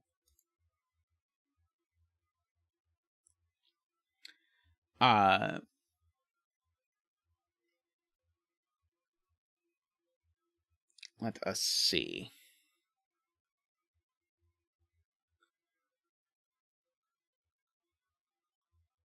So Garion says there can't be an 8 or a 9 on the line.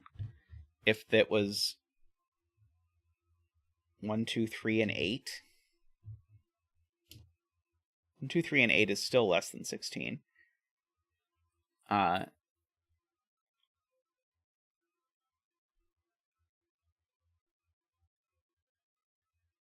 Okay.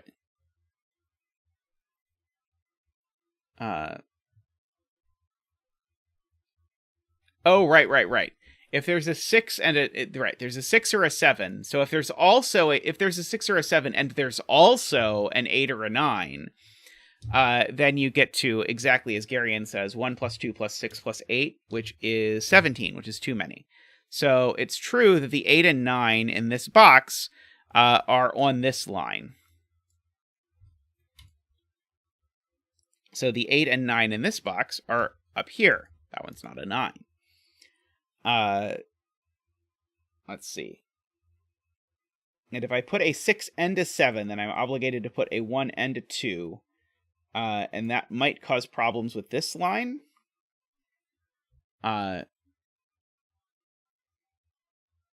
So if I put a... Yeah, I think I have to look ahead awfully far, though, right? If I want to make this 6, 7, 1, 2, then this can't be a 1, so this is at least 3. This can't be 2 anymore, but it could still be 1. 3 and 1. And this could be 1 and 2. Yeah, I don't think I can disprove that it has both 6 and 7. Let's see. And Carl agrees that 1, 2, 6, 7 seems to be an option. Let's see. Jenna suggests... By the way, welcome, Jenna. I saw you were here at the beginning today.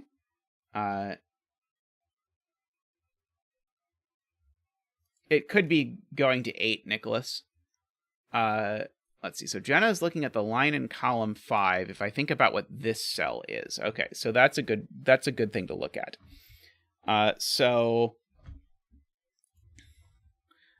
This cell can't be any of those things from a Sudoku perspective.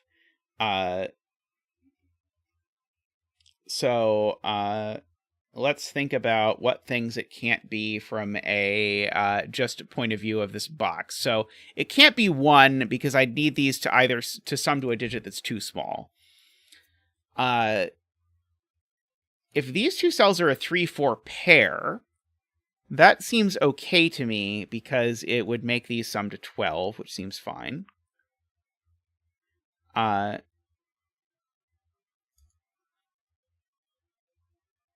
What's wrong with it being 7 or 9? I don't understand the 5, 7, 9 problem. The other line. Oh, right. Ha ha ha. Because it's connecting to 2. Got it. Okay. Yes. If this were a 5, this would need to be a 10 or a 7, and it can be neither. If this were a 7, this would need to be a 9 or a 14, and it can be neither. And if this were a 9, this would need to be an 11 or an 18, and it can be neither. So it is a 3-4 pair. Okay, thank you. Now this almost certainly has to be a 1-2 pair because it can't have a 3 or a 4 on it. So if this is not a 1-2 pair, it has a 5 or more on it, and so this would sum to at least 6. So this could be 1, 5, 1, 1 is still possible. That's incredibly obnoxious. If I do say so myself.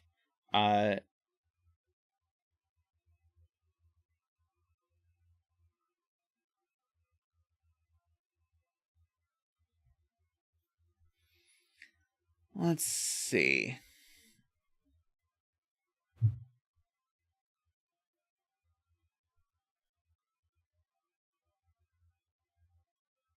Yeah, we know this is a product.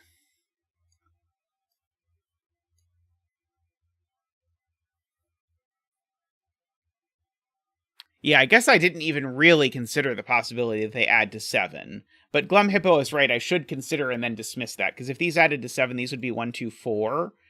And so now these would be a minimum of 5 and 6, which is way too much for this this extended line here. So that's not going to work.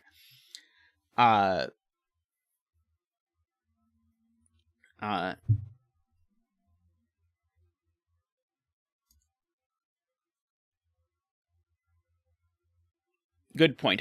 From Isabella, I should write in what this is. If this is 2 and 3, this could be 5 or 6. If this is 2 and 4, this could be 6 or 8, but it can't be 8. So this is only actually 5 or 6, fascinatingly enough.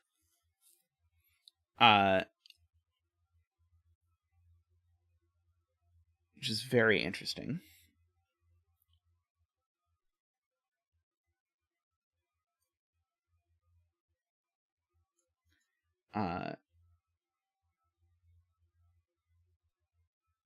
I'd really like to know these aren't double 1. If these are double 1, I can't put any 1s on this line, and so this line is a minimum of 2, 3, 4. Oh, that's right. Okay, but there's a 6 or a 7 on it, so maybe it works. Okay, so if this is double 1, then these are a minimum of 2, 3, 4, 6, which unfortunately is 15 and is fine. So 2, 3, 4, 7 would work just fine, unfortunately.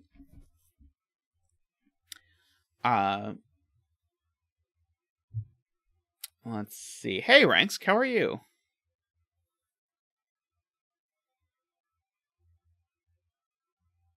Yes, they're double arrows, but it might be a product. That is exactly how it works. It's been a very cool puzzle so far.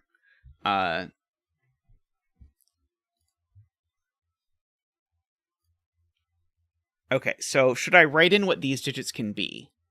So these digits, what's the biggest digit I could put here? The answer is 5. So these digits are from 1 to 5. And 2, 5 is too many. So there's always a 1 included in these digits here. Oh, I'm sorry to hear you're not feeling well. So yeah, these always contain a 1. So these are at least 2, 3, 4, but they sum to 12, so that's not a problem. Oh, okay, what if this was 1, 2? Then these... Okay, so this is an interesting note. If this is a 1, 2, these have to be 3, 4, 5, exactly. In order to sum to 12. It will be the only option. The tree that is adorable is there, Glipperl, for people to bet on the value of, so you get to guess what digit will go there at the end of the puzzle. But when I used Penpa, I would always use the tree icon for it, because Penpa had a cool little tree icon, and I like using the random symbols. But then Chameleon made me a special tree plugin for cracking the cryptic for my betting tree. Oh, betting tree, ba-da, ba-da, ba-da, ba-da. Let's see. So, you and Gary and claim you can proclaim, we could determine that. Let me read this carefully. Let me read the proclamation. Okay, so Garion says this doesn't work as a 3 because of line 2. So let's remember how line 2 works. So if this is a 3, this needs to sum to 27.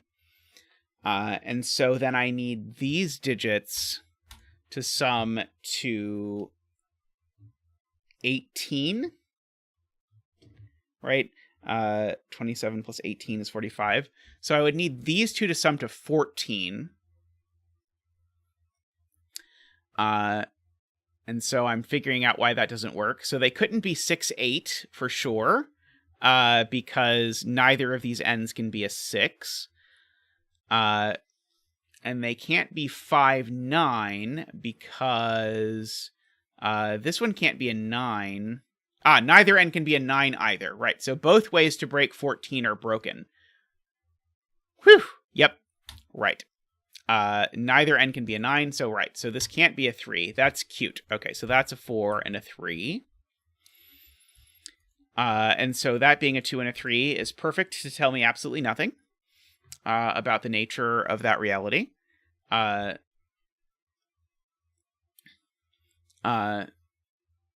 so now we know what the sum is. So now the sum is 36. So these 3 cells add to 9. So these 2 cells add to 5, without using a 4. So they're a 2, 3 pair, as many in chat are noting. Truth. And I do know that this line sums to 15, for what it's worth.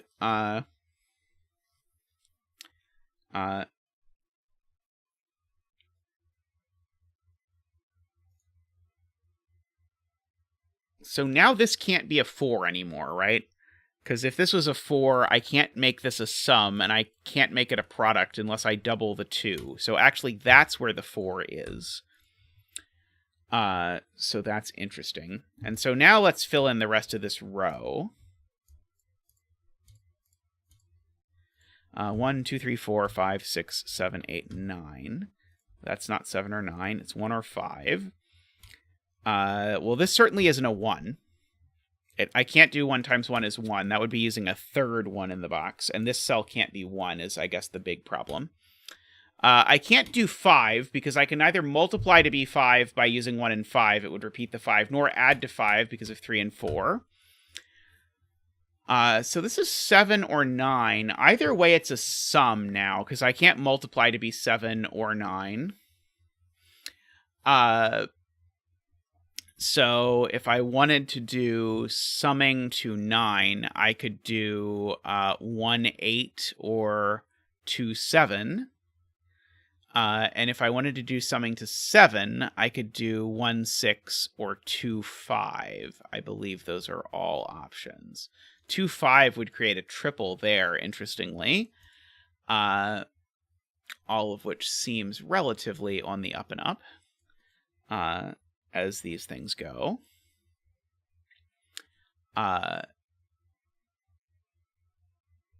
This line has a 4 on it now. That's interesting. So now it's a 4 and 2 digits that add to 8. So 4 and 2 digits that add to 8. What are the 2 digits that add to 8? We now know it's not 4 and 4. It's not 1 and 7. So it's either 2 and 6 or 3 and 5. So 4 and then 2, 6 or 3, 5. So there's always a 5 and a 2 in these cells for what it's worth.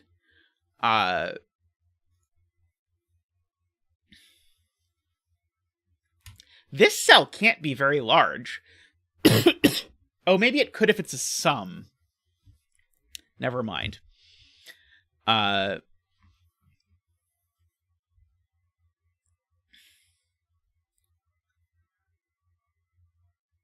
Okay, I am reading chat and seeing it said that this has to be a product and not a sum, which is true, because the minimum sum of this is 15, and so I can't make this an 11 to get there.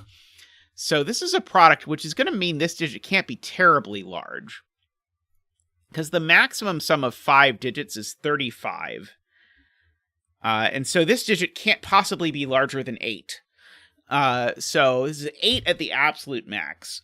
But then at the minimum, these sum to 15, and so the minimum here is a 4, but it can't be a 4. So this is from 5, 6, 7, 8.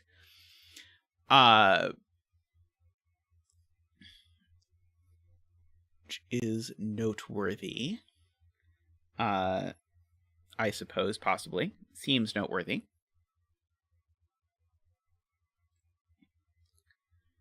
Yeah, there's always a 1, 2, and a 5 in these cells. I agree. Oh, 32 requires an 8? That's a good point. 32 requires an 8. Thank you, Jay. If I were to make this 32, I can make 32 and 5, but the way I'd make 32 and 5 would require an 8. Because if I didn't use an 8, I would be at most 9, 7, 6, 5, 4, which is less than that. 7, 6, 5, 4 is 21? 7, 6, 5, 4 is 21, plus 9 is 30. That's not to 32. So this can't be an 8. Let's see.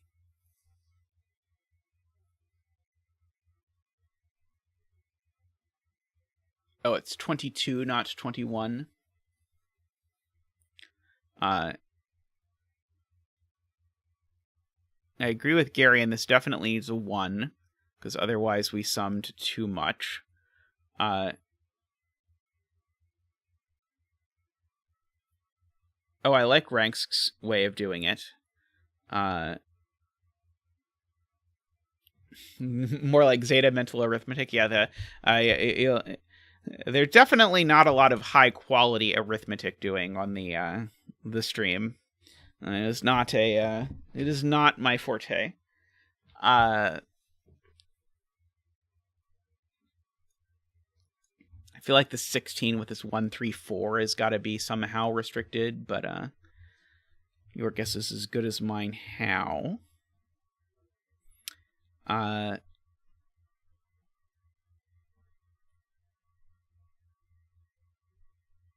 Is there some sort of like way of doing math in this column, or math in this column almost? Let's.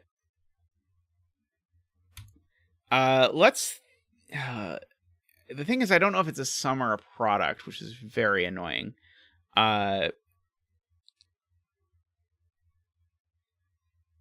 let's see. Derektionary thinks this can only be a 5 or an 8.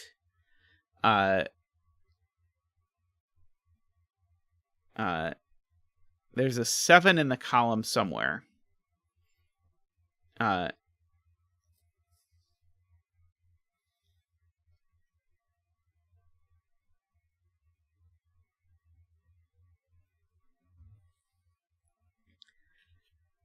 So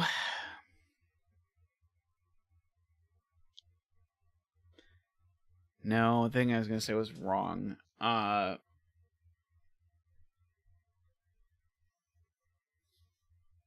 Okay, so Isabella says we can just rule out that this is a product. So it's not 6 times 1 or 6 times 2. 6 times 2, the problem is that if this is a 2, that's a 3, and that's a 4, and I need to make these add to 12, but I've used 2, 3, and 4, so I have to use 1, 5, and 6, but I've already used the 6, so I overflow. So if this is a product that can't be a 1 or a 2, apparently you can't, the one I think is most painful for me to see is that you can't make this a 3 to make this sum to 18. So if this is a 3, making this 18, what happens? So these add to 18, plus 9 is 27, plus 9 is 36, that's a 2 is 38, that is a 4 is 42, and so this would have to be a 3, except in the universe where we did this, that's a 3. So this can't be a 3 and be a product. This can't be a 4. And now 5, we're getting towards the too big end, because the maximum these could sum to is actually 875, which is 24. So this is a sum, interestingly. So if this is a sum, does that tell me a lot?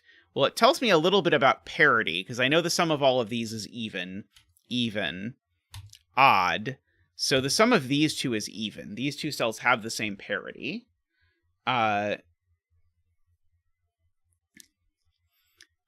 So this is a sum. Let's see.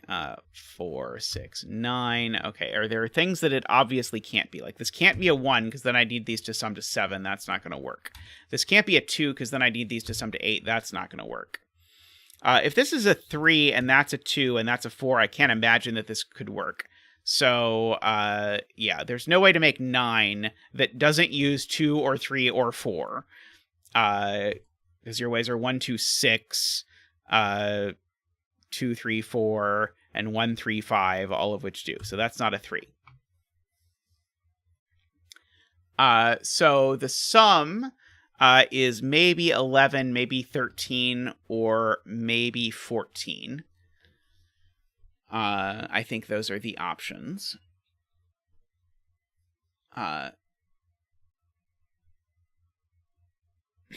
Oh, hey, Hecspeed. I'm really enjoying this puzzle. Sorry you're late, but you can go back and watch the VOD. I think we've been going along what's probably the intended path. You can tell us if it is drastically off. So can we really make 11 has been called. So if this is 11, that's 22, 31, 35. I would need these to be 10. And so it would need to be 2 and 8, but that sounds like it would make 11 to me. So yes, I think you can really make 11. What about 7? 7 and 6 would be 13. That would be 26, 35, 39. I would need these to add to 6, and that can't happen because they can't be double 3 and they can't be 2, 4. So this is definitely not a 7, although that's surprising. If this were an 8, that would be 14, 28, 32, 41. And I would need these to add to 4, which I could do if I did 3 and 1 exactly. So I think both of those are very possible. as I currently understand the state of the universe. Okay.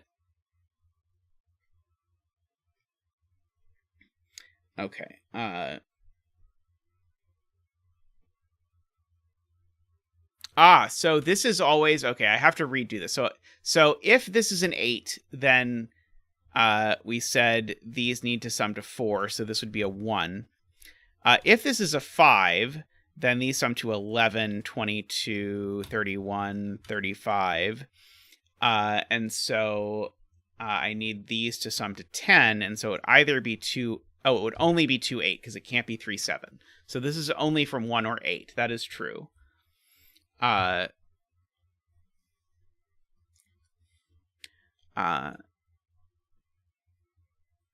So we've got all of that. Yes, it's 3 plus 1 or 2 plus 8.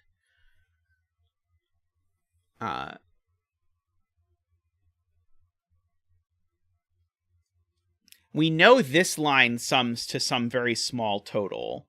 I wonder if that is helpful.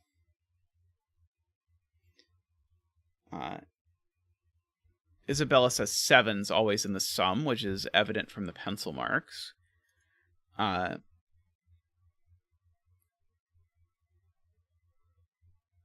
Which I hope to someday be useful. So, is there some digit I can't possibly put on here? Like, is it true that I can't possibly put a 9 on here? Because that would be very helpful. Because if this were 9, 1, 2, 3, that's 15. That is too big. I can't put a 9 on here. Okay, that's huge. So I can't put 9 on this line, because if I put 9 on the line, I get to 15 plus 2 is 17, but it's only supposed to sum to 15. So actually the 9 is actually over here, which means that's not a 9. It means one of these is a 9. It's not that one. Oops. The line needs a 1, but I don't really want to pencil mark that because it would be across boxes. But I can remove 1 as a candidate from here because the line needs a 1.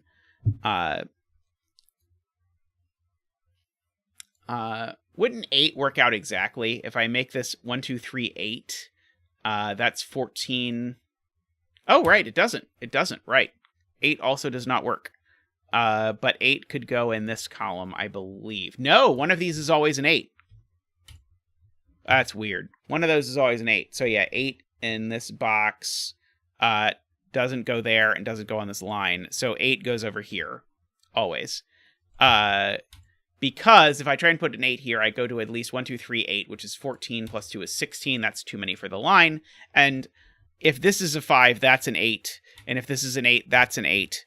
And so there's never an 8 on this line. So now we've got an 8 and a 9 on this line. And so now this line's sum is a lot bigger than it used to be. So its minimum sum now is 17 plus 6, which is 23. So I need to make sure this is at least 23. So this can't be a 5 anymore. So it is a 6 or a 7. Interestingly. If it were a 6, I'd need these to sum to 24 with an 8 and a 9, which would mean I would have... The other 3 digits would have to be 1, 2, 4 exactly. The 4 would have to go up here. These would have to be 1, 2 exactly. None of that quite seems like a problem. To me, at least, that I can tell.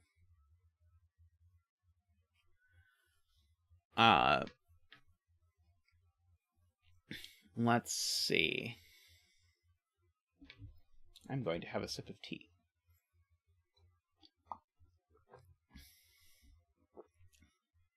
So...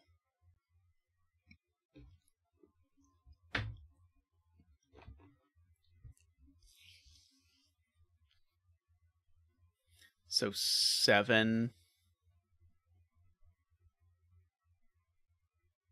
Whipperl says 7 always in box 3, which I'm missing some context because I agree that there's going to be a 7 in box 3, but I think something about the column or something I'm not quite seeing.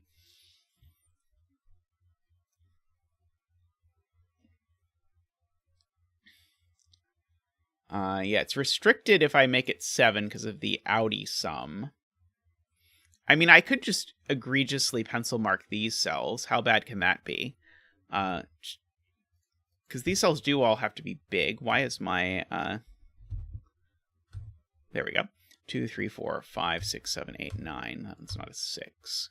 These aren't 9. That was not as insightful as I had fantasized. So, if this is a 7, we break. Yes, if this is a 7, we definitely break. Because if this is a 7, that becomes a 6. And I have a 7, 8, 9. That's already 24. So that can't be 7, per Glipperl's point. And that can't be 7 for exactly the same reason. And that can't be 7 for a slightly more sophisticated reason, which is that there's a 7 in the row.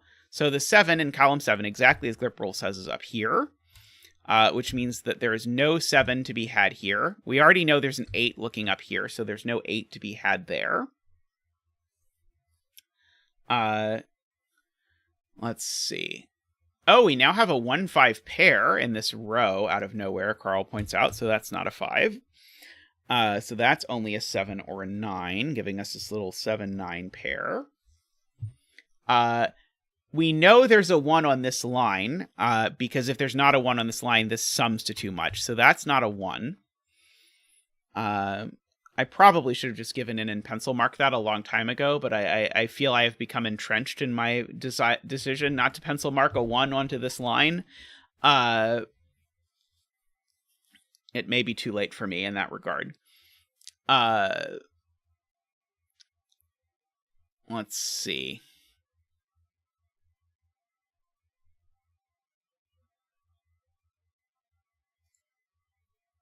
Oh, we are so close. I feel like this being a 5, 6, 8 is very interesting. If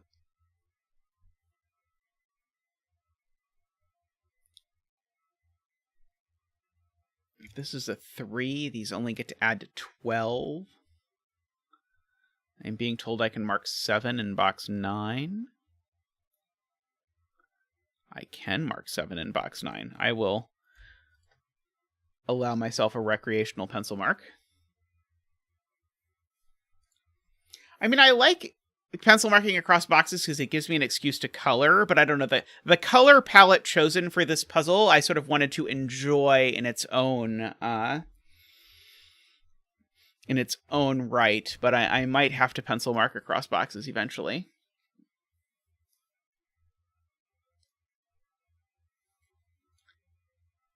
I'm being told the 6 in box 6 has to go here. Okay, what if there's a 6 here? Why does that go wrong? If there's a 6 here, it makes that a 7, which means that this needs to add to 7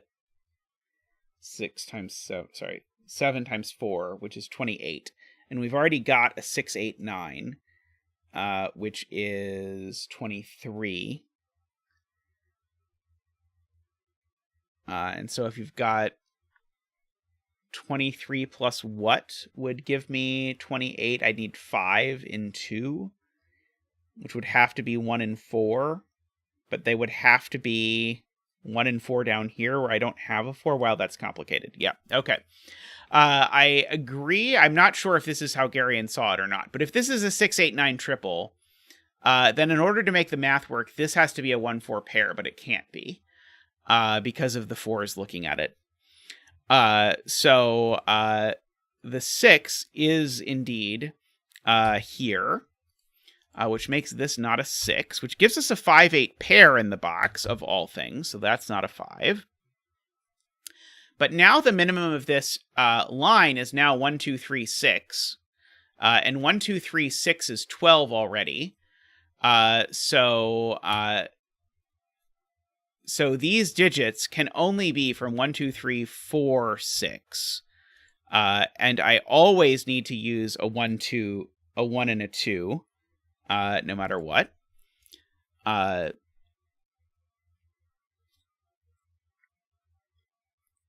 That was not the most insightful pencil marking I've ever done, I do not believe.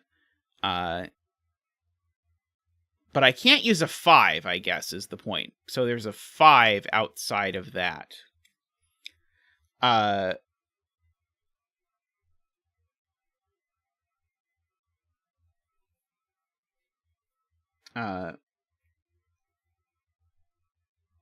This is not a 6 because of the 6 in the box. That's true. Thank you. Thank you to Carl for pointing that out.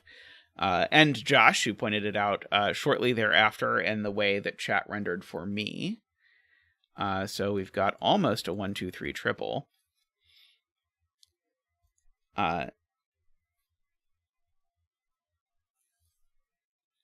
This cell almost certainly can't be a 1, 2, or a 3, but I'm not certain of that.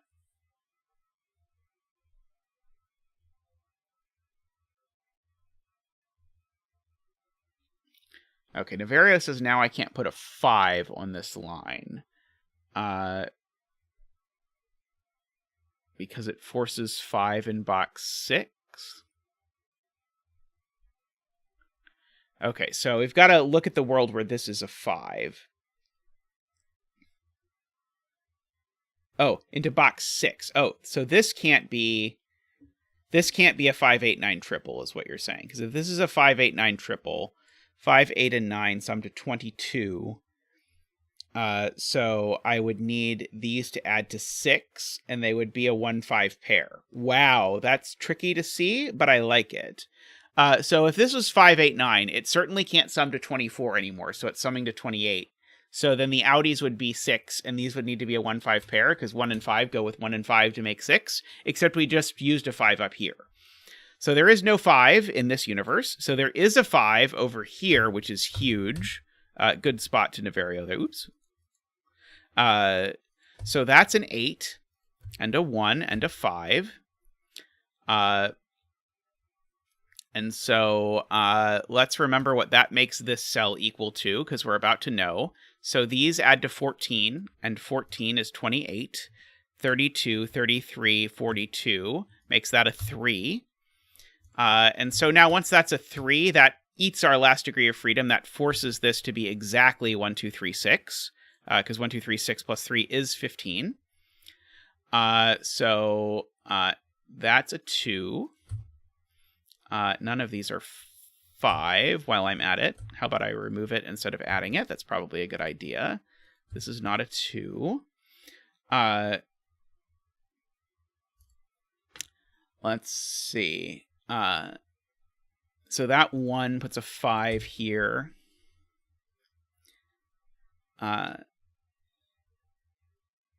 Yep, so that's a 5. That's a 1. Okay, there's a 1 in one of this mess of cells.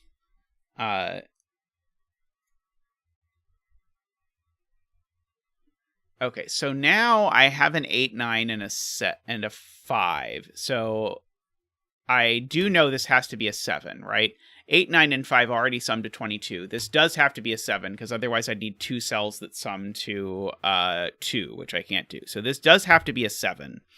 The other things that aren't 7 in here, therefore, need to sum to 6. And they can't be 1 or 5, so they have to be 2 and 4. The 4 is already there, so that has to be a 2. And these are 4, 8, 9 is the answer. If you were in great suspense about what was happening, these were 4, 8, 9 the whole time, which seems to place a 4 up here in this box. So that means I know what these digits are. I probably should have filled them in some amount of time ago, perhaps. Let's write in the triple, and we will know many things. There will be much enlightenment. There's a 2, 3, 4, 5, 6, 7. 2, 5, and 7. So there's no 2 there or there, so that's a 2. No 6s there. Let's see. 1, 2, 3, 4, 5, 6. These are 7, 8, 9, actually. Oops. These are 7, 8, 9. That one's not a 9. That one's not a 7. This digit's known. It is a 3. So this is a 1, 6 pair, and I know where the 6 goes. So that's a 1. These aren't 6. So we've got a box done.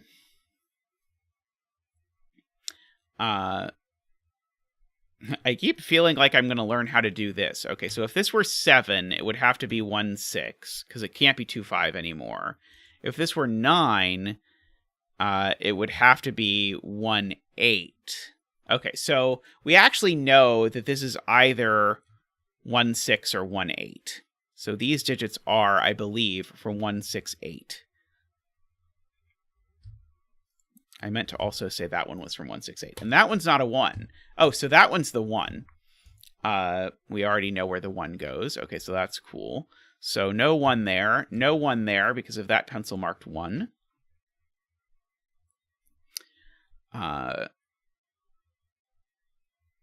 All wells and good, I believe. Let's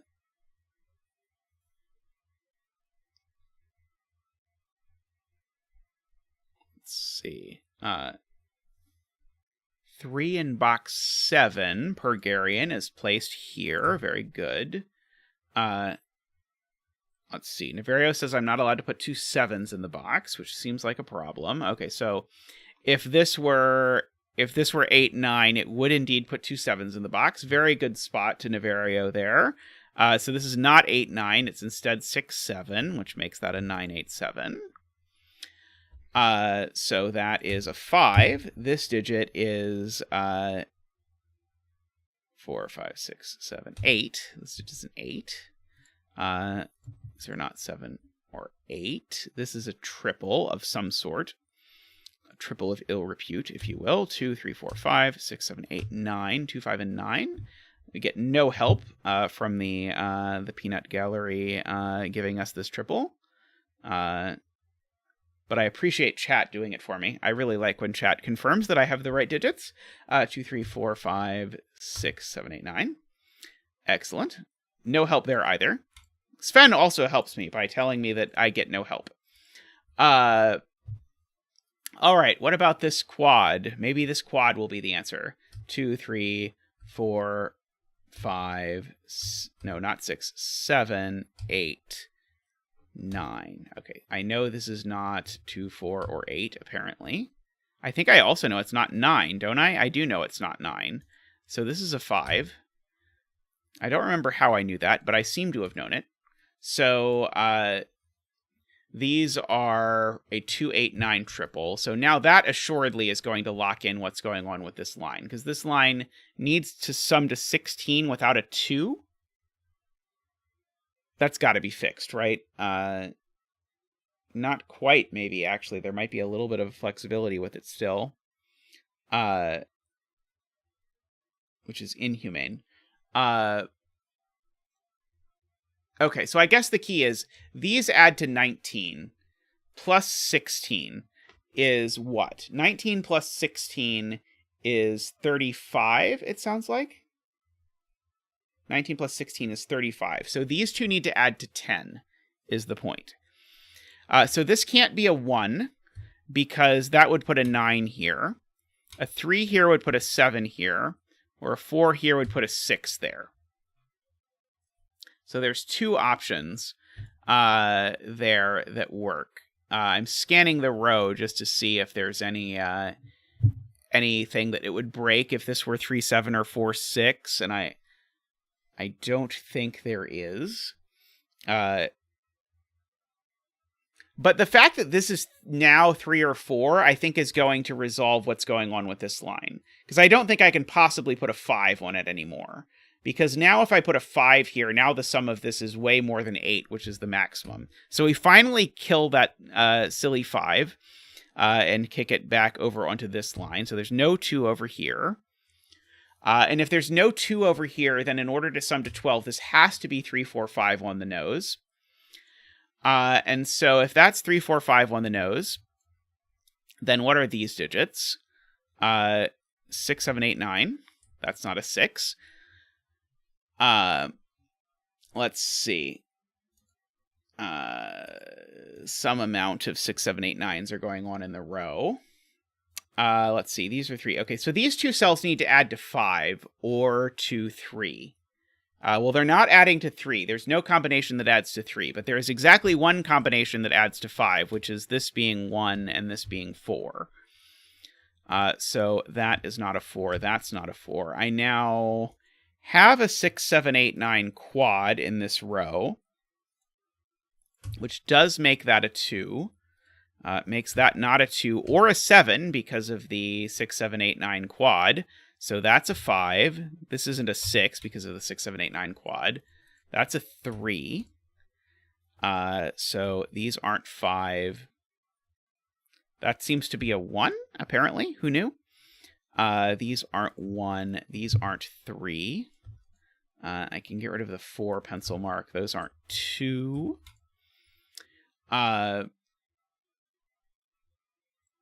These two add to 10. So that's a 6. Thank you, Tristan. I was going to completely forget that. The 7 in this row is in this box, so this is never a 7.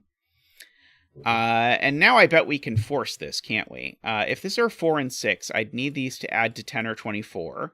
They would probably need to add to 10 in that case. They could be 7. They could not be 7, 3, or 8, 2, or 9, 1. So this is never a 6. Is what I conclude. If this is a 4, 8, I would need these to add to 12 or 32. I would contend they would have to add to 12, which couldn't be 7, 5, or 8, 4, or 9, 3. So this can't be an 8 either. So therefore, I hope this is a 9, because otherwise the puzzle is broken. Because if this is a 9, I now need these to add to 13. So it could be 7, 6. That seems to actually be an option. But it can't be 8, 5, and it can't be 9, 4. So it does indeed have to be 7, 6, with that being a 9, and that being an 8, and that being a 9. And an 8 and a 9, and a 4 and an 8, and a 5 and a 4. That seems to be an 8. Let's see. Neither 1 nor 8, not 8. And now we have Sudoku stuff popping off all over the place. Sven will maybe help us finish the puzzle if we're good. There's a 1, 2 pair in this column. So also this digit just is a 6 and a 4. So we know what this quad is now. So we finally know how to make 12. Or sorry, we finally know how to make 16, which is that 16 is 1 plus 3 plus 5 plus 7. Who knew? That's the 5, though, just by Sudoku.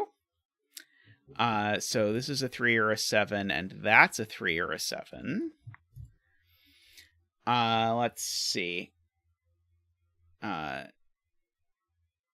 So what's left in this row, I probably should ask myself.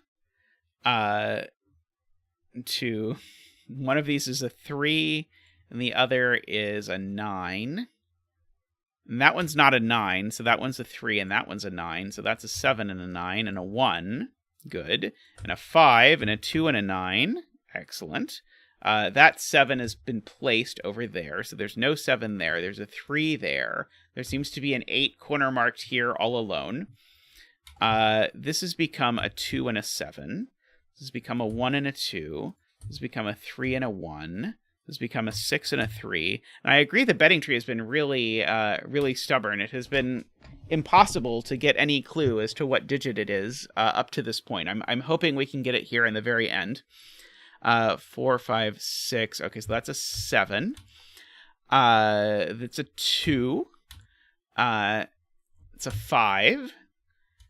And very last, we get a 6. The betting tree is a 6. Congratulations if you bet 6. From both Zach and I. Very nice puzzle. I enjoyed that a lot. The There is a part over here that we did by sort of exhausting cases that I'm curious. I saw a couple of people in chat ask if there was a more elegant way to do it. There might have been a more elegant way to do it, but almost everything we did was very smooth, and it was a very cool idea for a puzzle.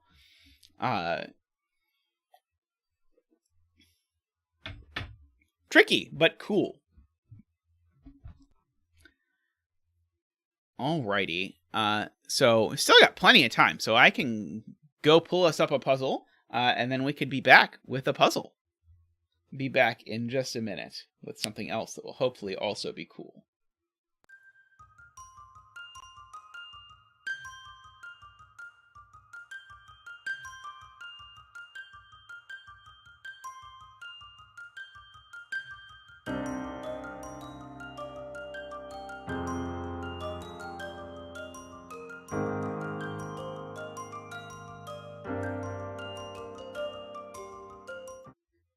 Alrighty. We are back with a Derektionary look and say cages puzzle. I was enjoying the vibe of the ambiguity puzzles, so we'll do another ambiguity puzzle. So let's try this. So we have normal Sudoku rules. I believe you're looking for molar, Isabella. A wisdom tooth, maybe wisdom tooth. Sorry, I think you're correct. So have normal Sudoku rules, but we also have some doublers. So in every row, column, and box, there is a doubler, which counts for double for purposes of assorted clues. And every digit 1 through 9 is doubled exactly once. Okay. I have to check and see if it's going to let me have more than one doubler in a killer cage. I don't think there's a rule against it that I can see immediately. So I am going to do that. Yeah, we should put down a betting tree. See Derektionary in chat. Does Derektionary have a recommended betting tree location?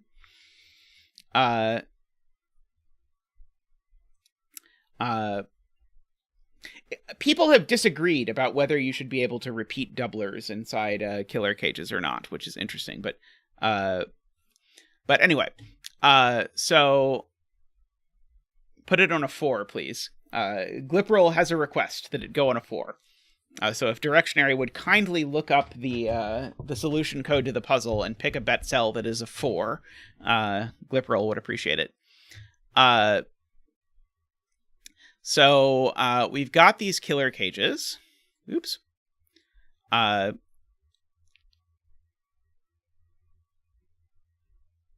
Okay.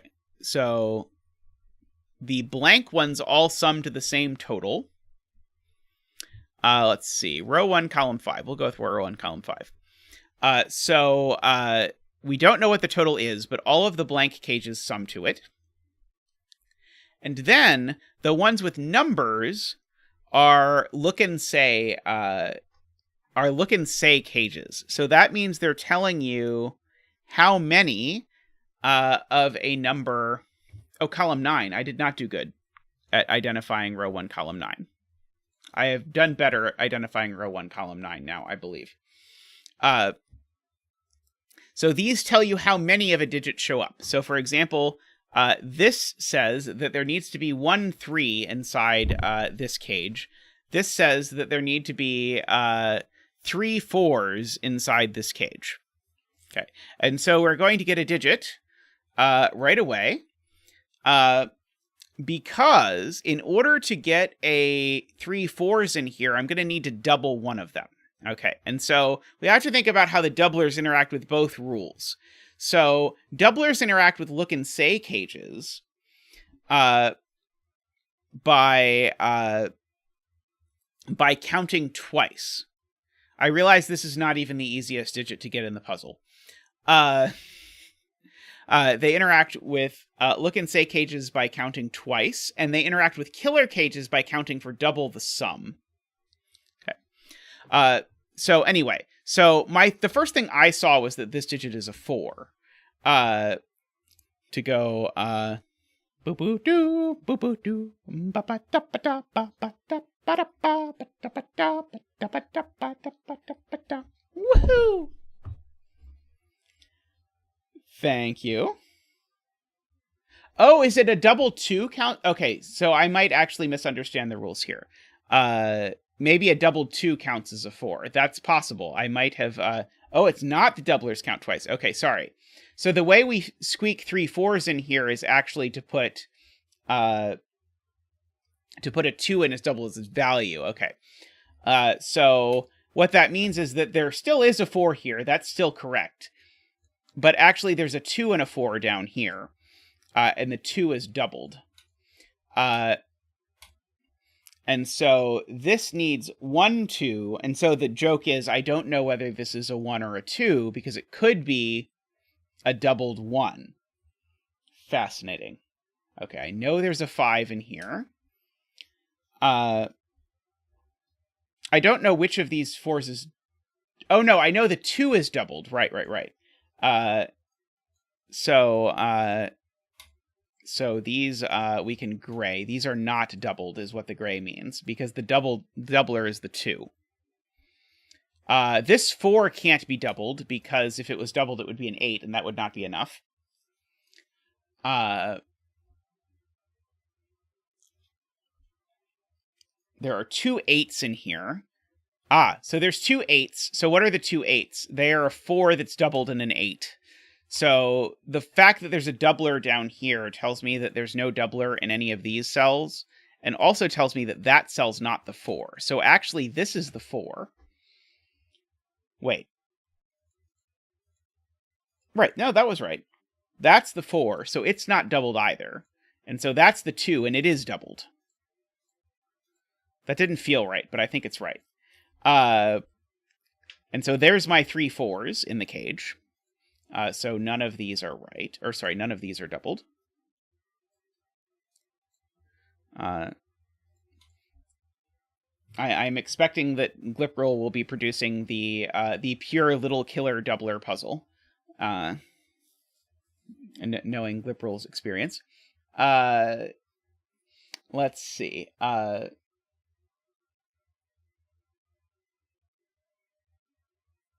Okay.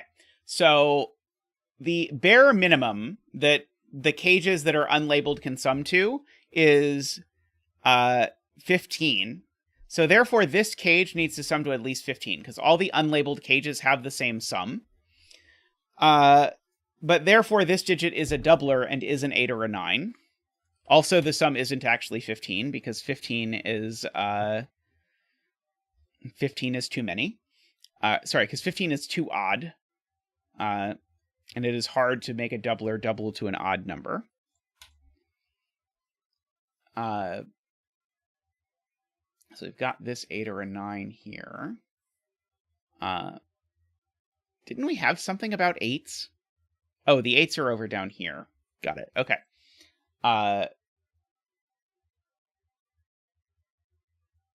Let's see. Okay, so the 1 1 cage, I did not actually mark. It needs to have a 1 in it. Oh, these are gray as well, which is a good point. Because I know that there's a doubler over here. So the total is either 16 or 18. If it's 16, there needs to be a 2 in one of these cells. I'm trying to figure out how we're going to figure out what the total is. Like 4 can only go in exactly one of these cells. So if the total is 16, then these digits are 1, 2, 3, 4, 5, and the 4 only goes here, which then means the 2 only goes there.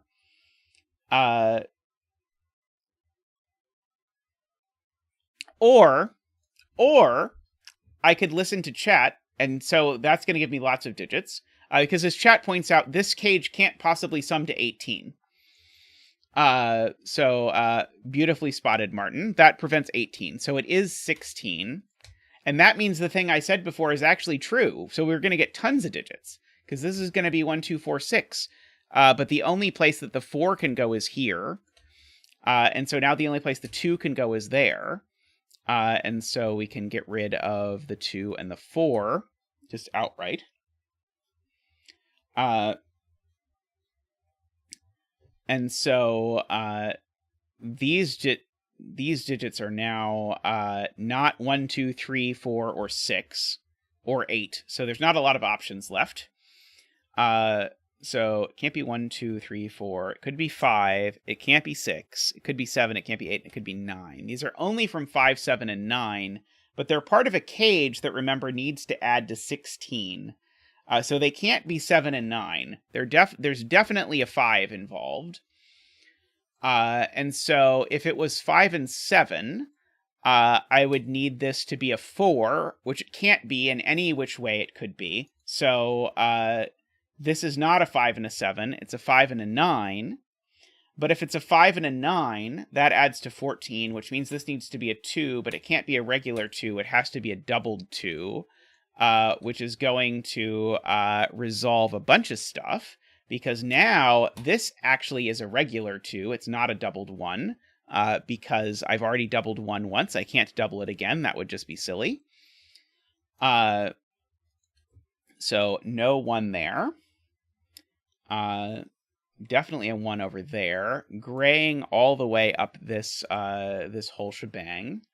That was a very cute sequence of stuff going on in this box. I liked that a lot. I was supposed to write the digit 2 in this cell, Garion points out. Yes, I said it was a regular 2, and then wrote a regular 1 into the cell. I don't think I had time to break anything based on the fact that I screwed that up, but we'll see.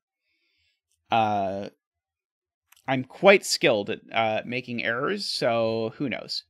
The 5 down up here looks down, because again, the 5 is a real 5, so that gives me the 9 and the 5. 9 and the 5, how about? Let's try again. So these digits are from 3, 4, 5, 6, 7, 8. That was not immediately useful.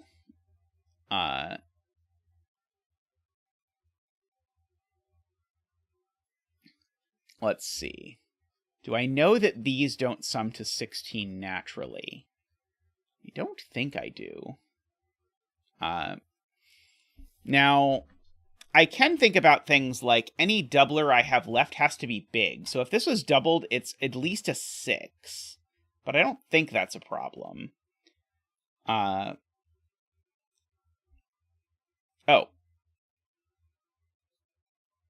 Let's see if... right.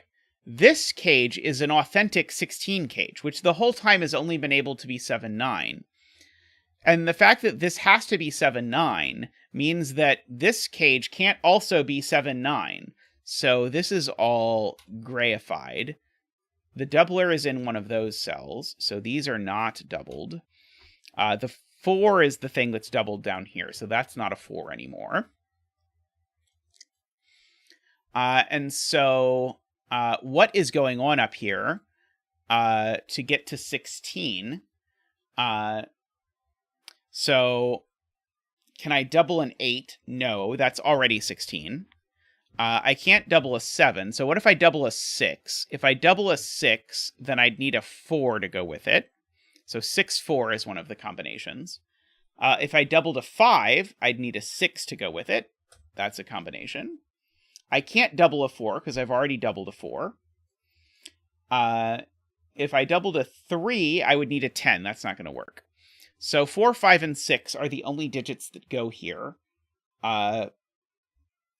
And the digit I'm doubling isn't a 4, so I'm either doubling a 5 or a 6, is the point. I have, for some reason, never pencil marked a 3 into this, which is, I mean, it is what it is. This is also a 2-cell cage, chat informs me. So it also needs to be 7-9 or contain a doubler, and it's not 7-9, so it contains a doubler. So we get all of that. So that's not a doubler, so that is a doubler. So these are not doublers. Okay, we said here this couldn't be a doubled 4 because the 4 is already doubled over down there. So this is a 5 or a 6. If it is a doubled 5, then this is a 6. If it is a doubled 6, then this is a 4. This is never a 5, because 16 is even would be another way to say that. This digit has to be even, because the sum is 16, and that's always even, but it's not 4 or 8, actually. So this can only be 2 or 6. And so if this was 2, that would need to be 7. If this was 6, that would need to be 5. So we can fill in that part.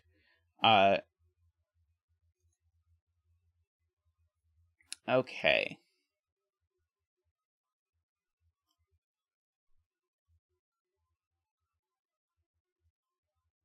This cage is also another of these things that either has to be 7, 9, or something else. Tom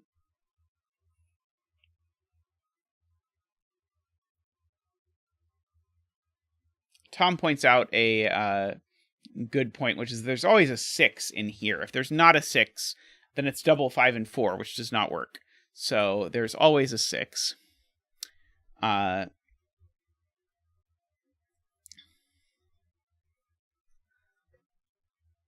see. This digit I can write in candidates for, because it can't be 1, 3, or 6, because it sees a 1, 3, 6 triple, and it also sees a 2 and a 4. So this digit's actually fairly restricted. It's a 5, 7, 8, or 9 only.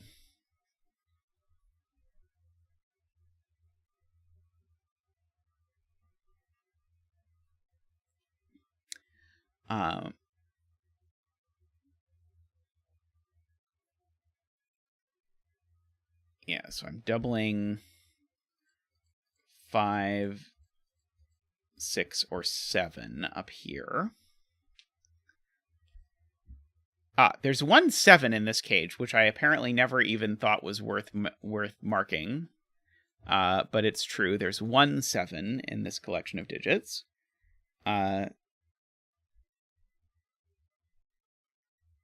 Which is interesting, but not quite enough to tell me anything yet, I don't believe.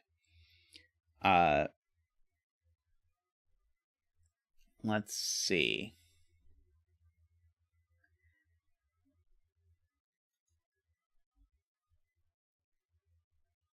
So I still have to double things like a 9 somewhere. Doubling a 9 somewhere is going to be tricky because I have to put the 9 outside a cage. Because I can't put it... Oh, I could put a doubled 9 inside a look and say cage. Never mind. That is tragic. Let's see. Am I missing some Sudoku? It feels like I must be at this point. Probably. That's usually the answer.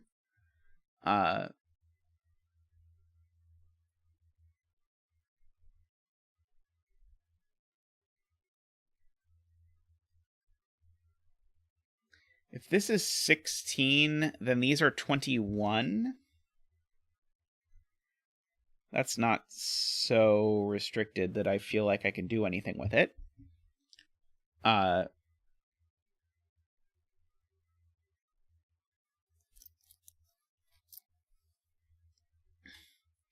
Yeah, the doubled 9 can go here, or it can go in one of those, or it can go in one of these. The doubled 9, I guess I know, is in one of these 2 rows.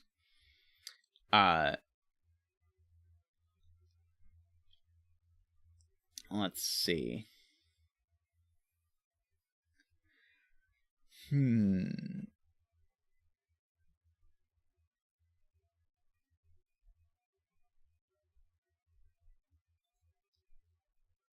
Oh, the doubled 9 can't go here because there's a 9 in the column. The more you know. The doubled 9 is not in a column with a 9. So the doubled 9 is in over here somewhere. It's only in one of these 2 boxes.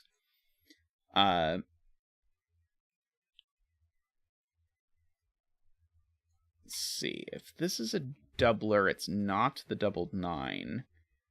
And then the doubled 9 is shunted over here, and this is a 7-9 pair.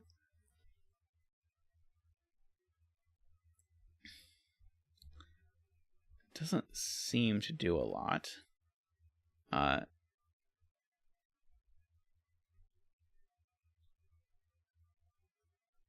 see. Ranks asks, if it's not 7-9, what is it? If it's not 7-9, it's 6-5 is the only option, because this would have to be even. So this is either 7-9 in some order, or it is 6-5 in exactly that order, with this being a 5 doubler.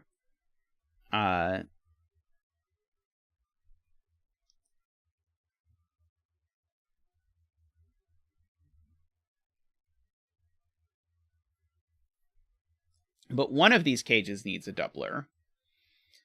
So what if that doubler is over here? Does that cause problems? So here, if the doubler's here, it's a 5. What if the doubler's over here? It could be a 3 with 2 digits that add to 10, which would have to be 1 and 9. So I think 319 is an option over here that uses a doubler. Can't be a 4. If I double a 5, that breaks. Right, that does break, because I would then need to make this 7-9, right? So I think actually it's not possible to double a 3 in this cage, because if I double a 3, it has to go with something that adds to 10, which is not 2, 8, 4, 6, or 3, 7, and it's not 1, 9 either. So no doubled 3. Could there be a doubled 5? It would have to go with 2 digits that added to 6, which would have to be 1, 5. That doesn't work because we've already used a 5. Could it be a doubled 6? It would have to go with 2 digits that added to 4, so it would have to be 6 and then 1 and 3. So I think 136 is one of the options for that. And I think a 136 with a doubled 6 doesn't clash with anything over here, but then that's the biggest. So if this has a doubler, it is 136, with that not being the 1, and so on.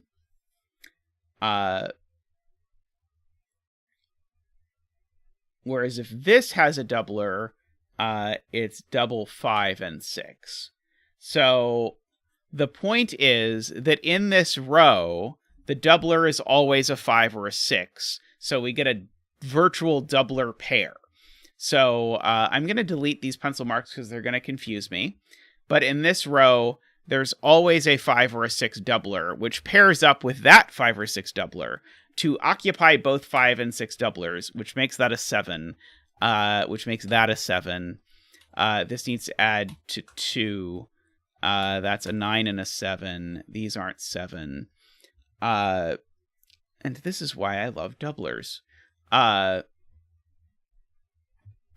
So we get all of those 7s. I was trying to prove that we could count where all the 7s were in these columns between these boxes, but I couldn't quite make it work.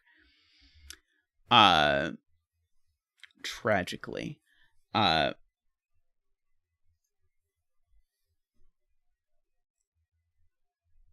Okay, so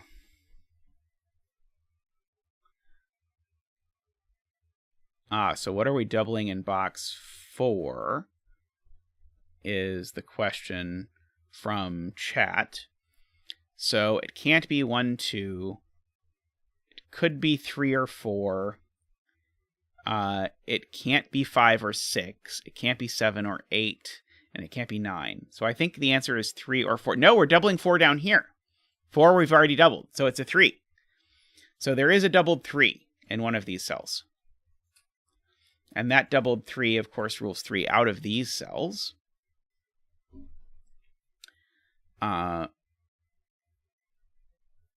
Interesting. Okay, so now we've used 1, 2, 3, 4, 5, 6, 7. And so now, yes, now we need to put a 9 doubler somewhere. Uh,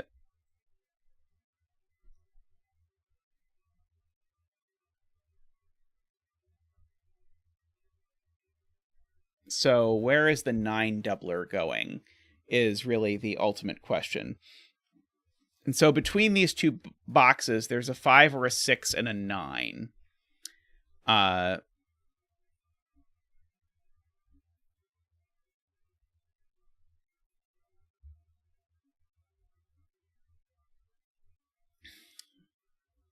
Interesting. Okay.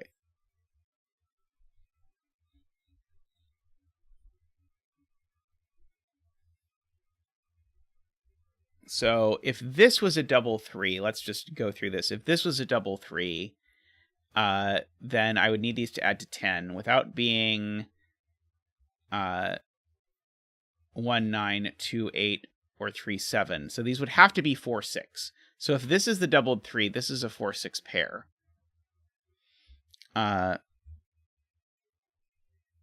Isabella has a great Sudoku spot, which is that we know where the 7 is in row 9. The 7 in row 9 has to be there, which means this isn't doubled, because we already doubled a 7. And we need to double a 4, so that's the 4. That's the 8. So that's probably going to help a lot. So none of that is doubler nonsense. Very good spot, Isabella, as is so often the case. So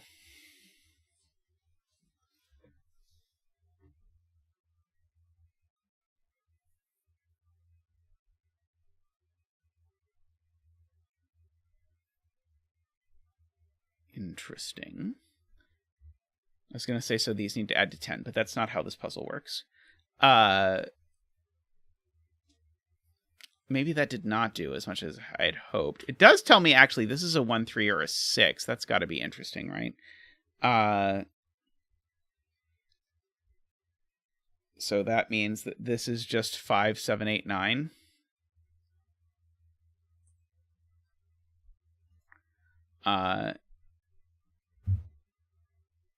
This is not a 7.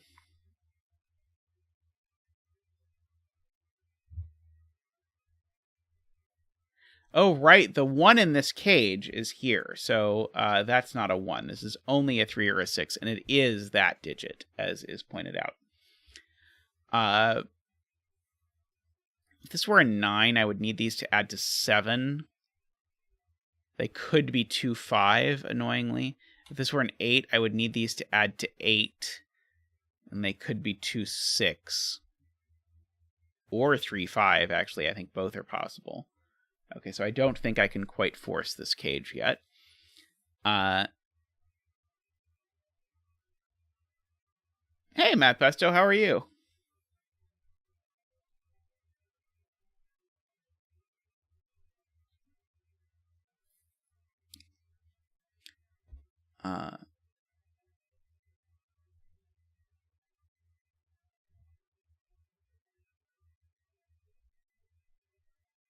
Oh, sorry to hear you can't stay for very long, but glad that you popped by anyway. Much appreciated.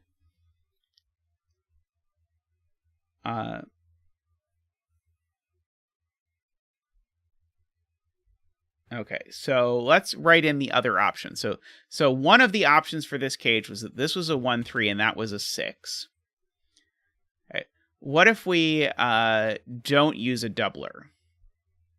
And so if I don't use a doubler, then these are 7, 9. And so then the digits I have left in the row, I'm just going to grab up here. The digits I have left in the row, if I use 7, 9 here, and 2 and 4, I have a 1, a 3, a 5, a 6, and an 8. Those would be the digits I would have to make sum to 16. So 6, 5, 3 is too small. So I'd have to use the 8.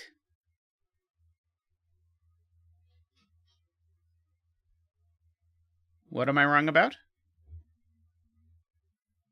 If I don't use a doubler here, I use a 7, 9 pair here, which means I'm not using 7, 9, 2, or 4, which is why I'm filling this in.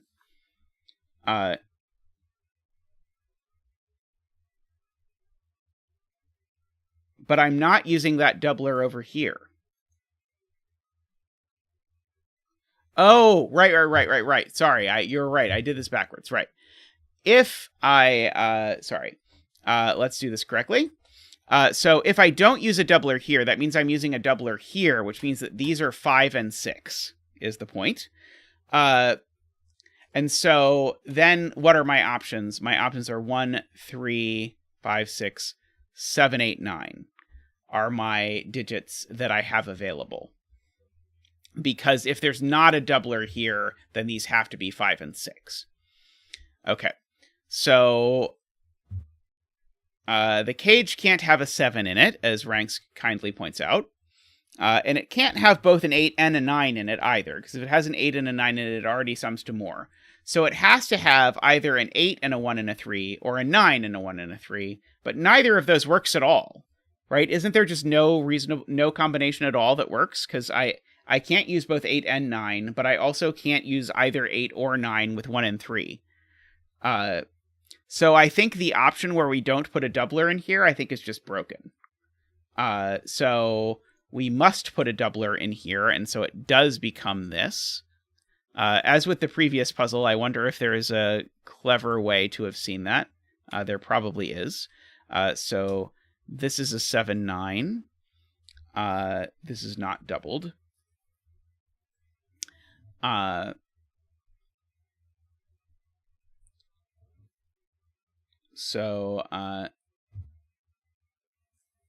Yes, I would love for Sven's thing to give you all the options for a look and say 17 cage.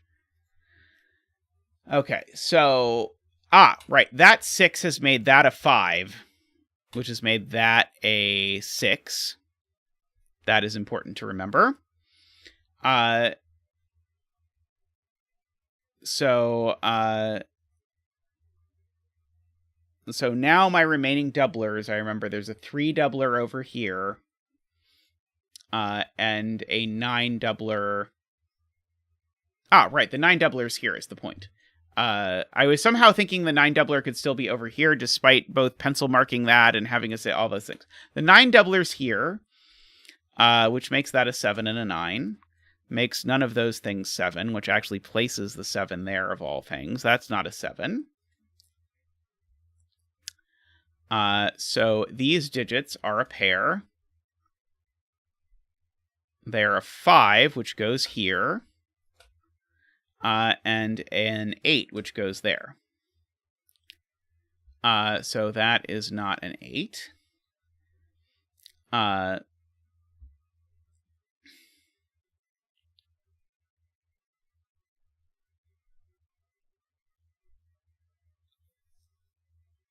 Let's see.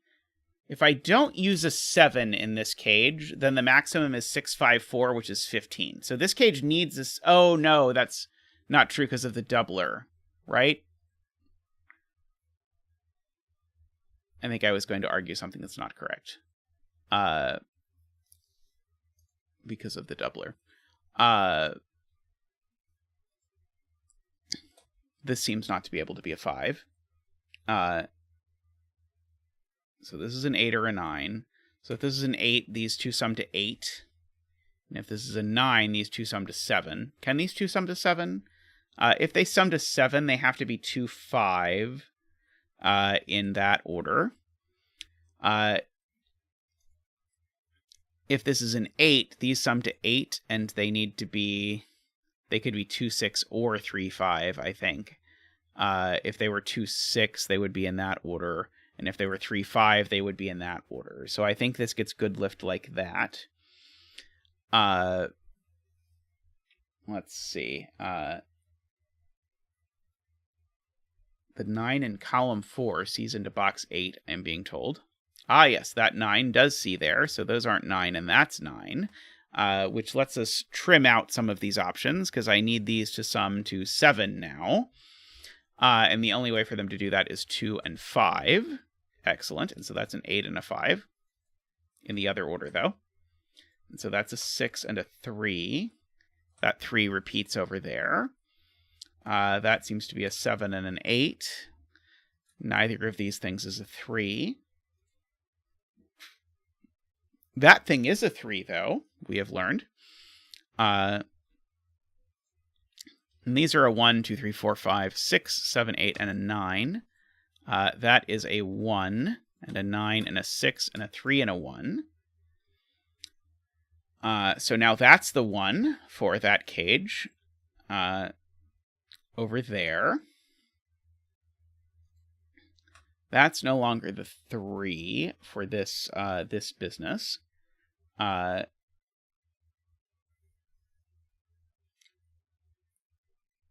Okay, so now there isn't a 7 in this cage. And so this cage, because of that 7 and that 7. So we did this math before, but now it works. There's no 7 in this cage. Or at 8 or 9. So the maximum you can get with no doublers is 6, 5, 4, which is only 15 and needs to be 16. So there has to be a doubler here. And a doubler here. And some grayings there. So that's a 9 and a 3. And this is a 4, 6 pair. I believe it's not 1, 9, 2, 8, or 3, 7. Yep, this is a 4, 6 pair. This is no longer a 3. That is no longer a 9. Bidirectionary, thanks for the puzzle, as always. 1, 2, 3, 4, 5, 6, 7. These are 1, 5, and 7. That one's not a 7. Let's see, this column. We need a 1. We got a 2, 3, 4, 5, 6. We need 7. We need an 8. So these are from 1, 6, 8. Sven is no help at all. Let's see. What about this row? 1, 2, 3, 4, 5, 6, 7, 8, 9. That's not a 5. That's not a 4. That's not a 3 or a 6. That's not a 5. It's also not a 4 or a 6 because there's a 4, 6 pair looking at it. So that is a 3. Making these less 3 than they were before. So this is a pair of somethings. Jacks, maybe. 2, 3, 4, 5, 6, 7, 8. 2, 9 is the answer to what lies above. I should also pencil mark the rest of column 7. So let's see. I think the easiest way to do that is to just do that and then let Sven tell me that this is a 4. So that's a 6 and a 4. That is not a 6. Let's see.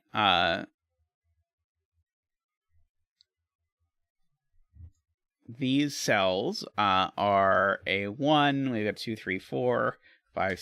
No, not 6. We've already got a 6. 7, 8, 9. We've got that 2. It's not a 5. That's not a 7. I don't think that was interesting. My 11 cage has been 11'd. So I can't put a 1 here if I understand the rules correctly. Let's see. I can fill in this quad, though.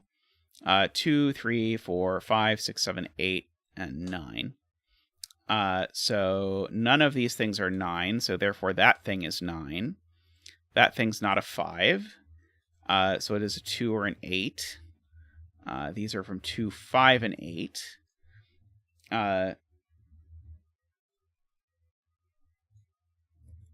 6 in row 3 is always in this box. This is 2/10 point, so that's never a 6, which gives us a 1, 8 pair, which then places a 6 there. So we can mark up the rest of this box and hope. 1, 2, 3, 4, 5, 6, 7, 8, 9. This is not a 2 or a 3, not a 3 or an 8. Not a 2. That's a 1, 8 pair, making that a 3 and a 2. That 3 places the 3 in the 1, 3 cage that we know needs 1. That 2 has glanced idly across the row over to there. This is a 1, 4, or 6, and it's not a 6. So this is a 1 or a 4, I believe. These digits are 1, 2, 3, 4, 5, 6, 7, 8, 9. not a 6 or a 7, not a 5. That's a 1-5 pair in the column, which makes that a 7, and makes that a 6. So that's not a 7 anymore. I don't think that tells me anything because it's not a real killer cage. Perhaps this is setting up for a Y-wing. This sort of looks like the kind of grid where there's going to be a Y-wing. I don't think there's really going to be a Y-wing, though, but you never know. Okay. Let's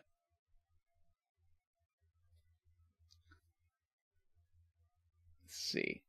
Oh no, Glipperl has accidentally discovered what the tree is too early.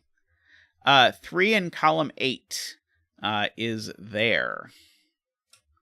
So this cell is a 2 or an 8 to work that out. Let's see. I seem to be done with 3s. There's a 5 over here. I don't think that tells me anything. Ranks says there's 3 overlapping Franken jellyfish that I have to look for. We might be here a while.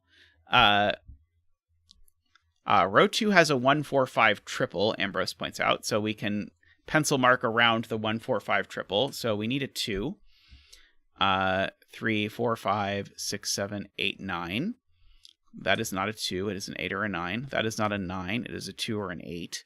That gives us a 2-5-8 triple, which would almost do something, but not quite. So let's see. So tricky.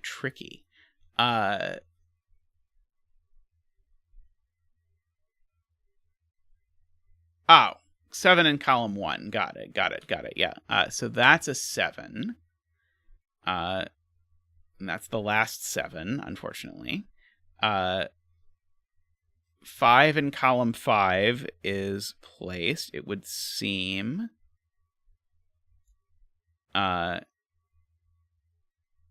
only there. Good spot. So that's a 4, which makes that a 5 immediately.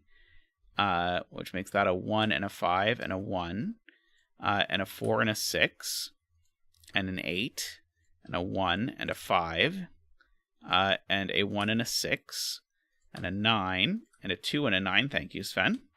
Let's see, that seems to be an 8. This digit is a 1. This is a 2-8 pair, but I can bounce it through that box to resolve it. And we have made it to the made it up to here. We've gotten that the betting tree is a 4. Congratulations from Zach and I, if you have bet 4. Very good job. That was a very fun collection of deductions. I liked this use of doublers was entertaining. Whatever wish you made before, it will automatically come true. That's how it works, Glipperl. If you wish upon the betting tree and then you get the bet correctly, then you get your wish fulfilled. That is the magic. Alrighty, I'm going to dig us up another puzzle. I know it's a twist. And I will be back just in a minute.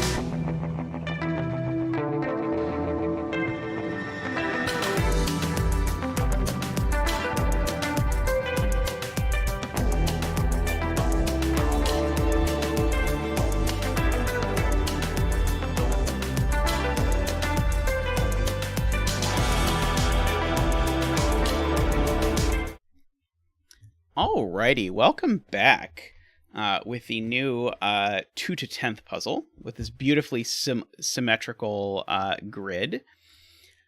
So here we have a 159 puzzle. The 159 thing is what these pink stripes are about. They're reminding you that the 1, 5, and 9 column are special, and they tell you the location of the respective digit.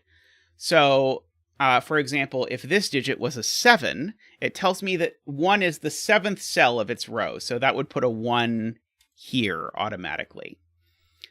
If it were a 2, it would tell me there's a 1 there. This column does the same thing, except for 5s. And this column does the same thing, except for 9s. Betting tree should be in the top 3 rows somewhere. How about there? I tried to pick a 4 for Glipperl. We'll see if it works. Go Gadget 4. Alrighty. These lines, however, are entropic lines. And what they mean is that every string of 3 digits along an entropic line of necessity need to have a high digit, that is a 1... Sorry. I was going to say a high digit, that is a 1, 2, 3. A high digit, that is, they need to have a 7, 8, 9, a 4, 5, 6, and a 1, 2, 3. They always need to have that combination in every string of 3 digits.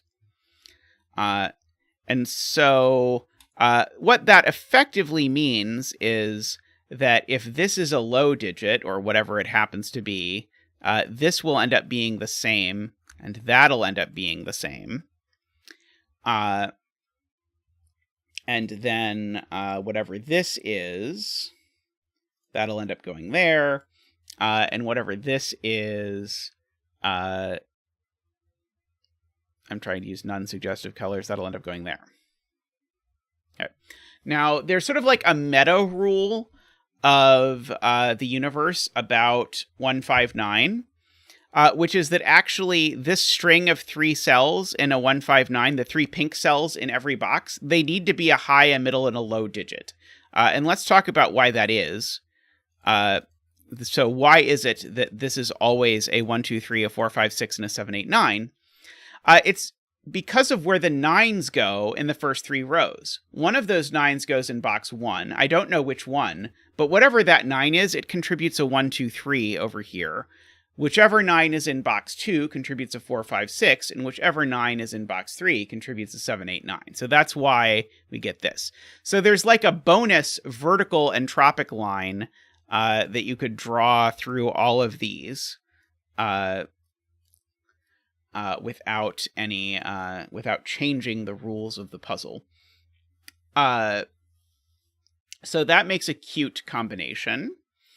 So I'm noticing, for example, that there's 2 yellows here on this line. And so because there's 2 yellows here, I need a yellow on this line over here. Okay, so I can get another yellow. So I can do more coloring. So one of these is yellow. It's actually not this one because there's a yellow on this line in this row. So one of these 2 is yellow. But also for the same reason, this needs a yellow, and it can't go there, so it can only go on one of these. So one of those is yellow. But now this line, this string of 3 needs a yellow. It can't get it from here because there's 3 yellows in box 9. Those 3 yellows are already gone. So that's a yellow to complete our yellow patois. Now, this can't be yellow.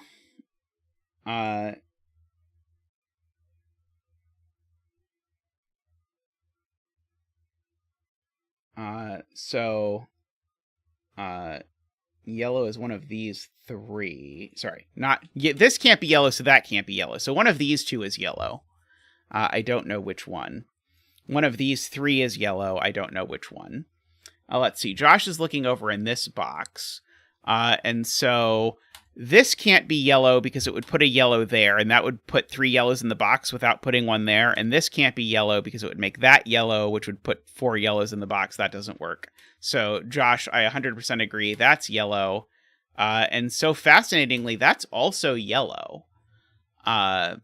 So we get a yellow stripe straight across there, if I did that right.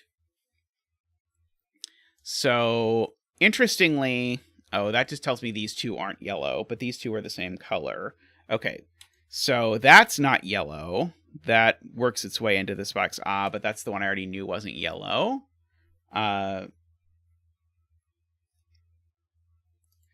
Let's see.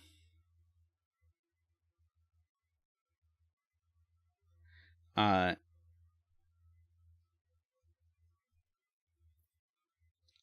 see. Carl says row 5, column 2, 3, 4 are all the same high-lowity. So these two are definitely the same high-lowity. And then the question is, why does that make this one also that high-lowity? It probably involves this line.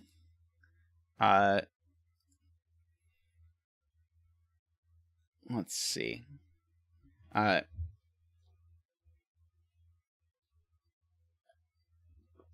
Let's see.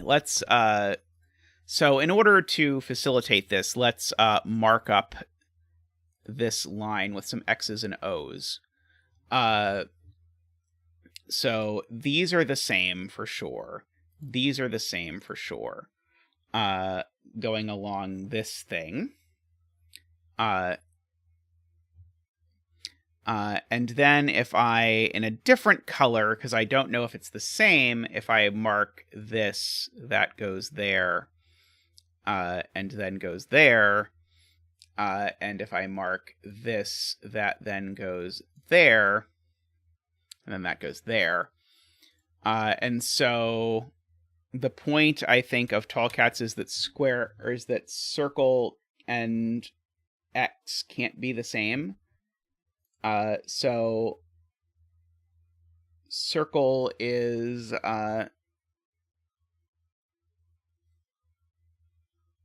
oh, you're just looking at box 4. Okay. I get it now. Okay. I was making this more complicated than I needed to.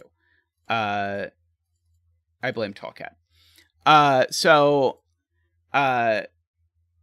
in box 4, the point is, we know that there's an X and an O and a blank up here. And so that eats up all the blanks, and it eats up all the X's. And so therefore, this is an O. And so that O then sort of percolates its way down here, exactly as we said before. So then that's an O. So O isn't yellow, is one fact that we can learn from this.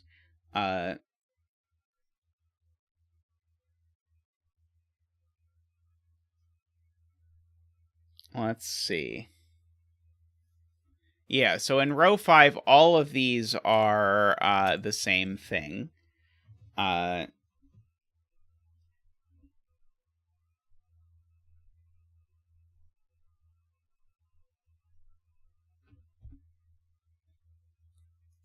Okay, so we have a point from Carl about how O percolates up this.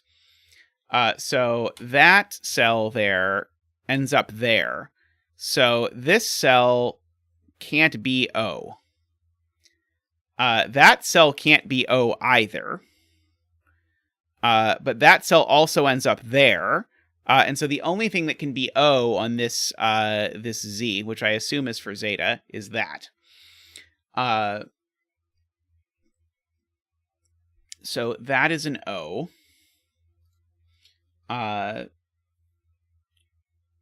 Because we've got all of our column 3 O's is the point.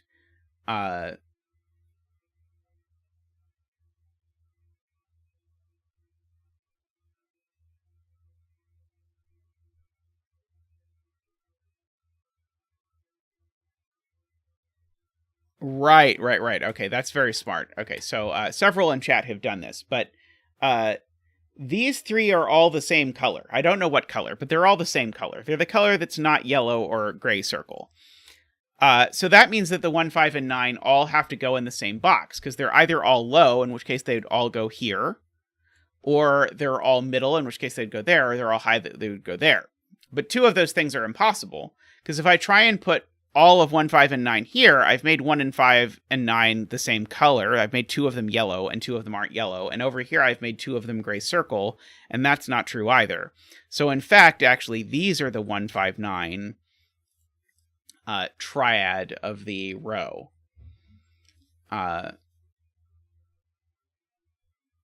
And so that means that these are, these have to be 4, 5, 6, and we're going to get a digit out of that. Oops. Because this digit has to be 5 now, because it can't be 4 or 6. So that's a 5. And we get a little 5 dance, which requires Zach to get out the flight rigging.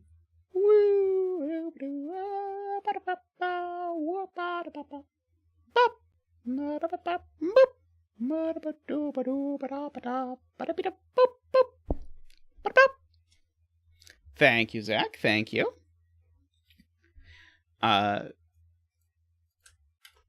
So these aren't 5s. Those aren't 5s.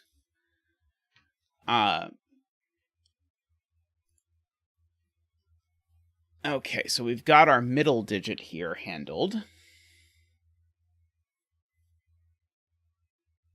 So one of these is a 1 or a 9, because one of these is the yellow 1, 9, because the other yellow digits are gone already.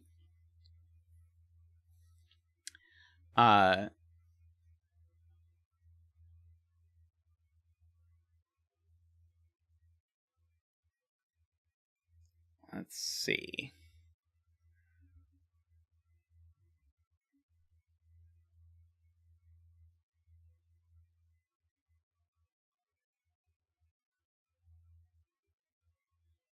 How am I going to chase this further?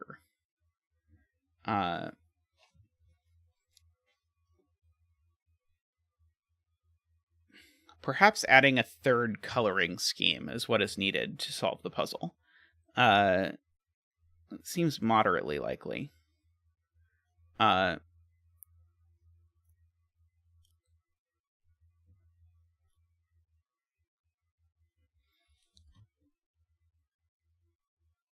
see.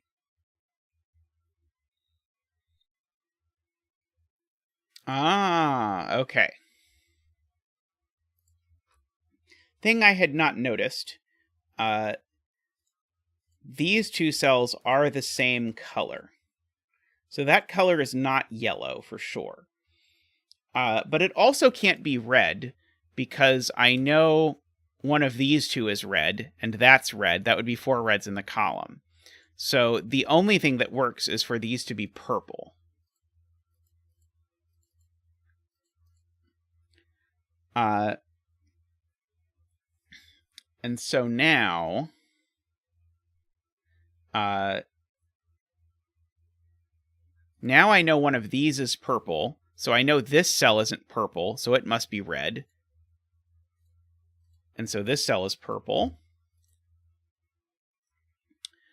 And so now I know the last red and the last purple for the column are here, so that cell is yellow.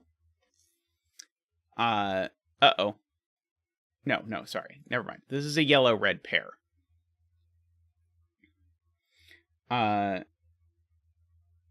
so this is a yellow-red pair, and then this finishes off the yellows and finishes off the purples, so therefore that's red.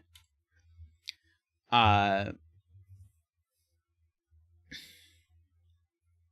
and this is a this is a purple-red pair. This is a purple-red pair.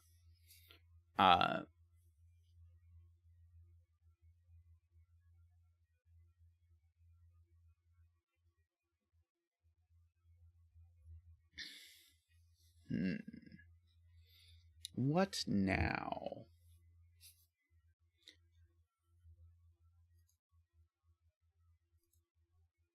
Let's see, do I really want a color that I know these are the same? I kind of do. just so that I can visualize it more easily.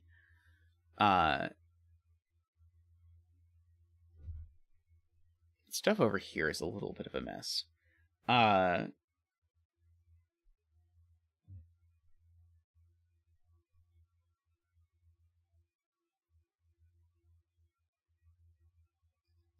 Row 1, column 2 is gray circle. Okay, so... Right. This can't be gray circle because the third gray circle in this box has to be over there. This can't be gray circle because of the entropic line. That can't be gray circle because of the entropic line. So Garion is right. This is gray circle.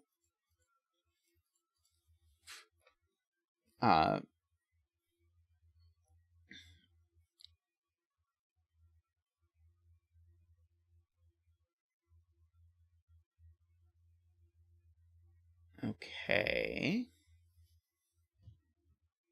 I don't yet see how to use this, but I'm confident that someday we will be able to figure this out.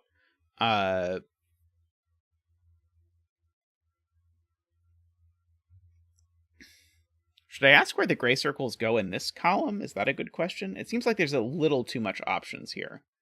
Oh, should I be looking at row 7 again? So I know that the yellows for row 7 are gone. So these are a red-purple pair, I guess. No, maybe they're both... No, they can't both be red, because this is eating up one of each. So one of these two is purple, at least.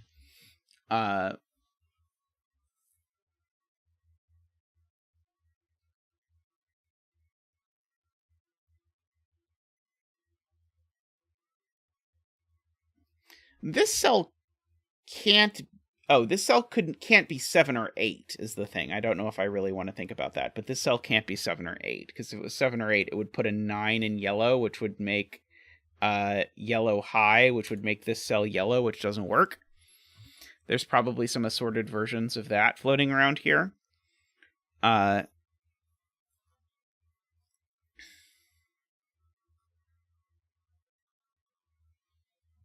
So yeah, so there's one of each of these. The other with 2 yellows. One of these is purple.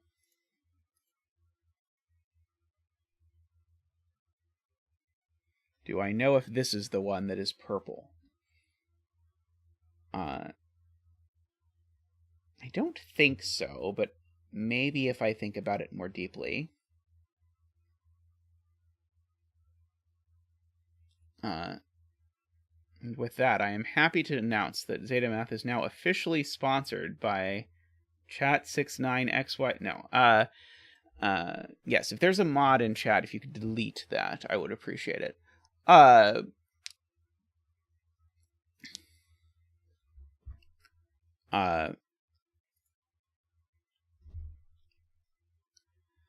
see. Yellow can't be 7, 8, 9 at all.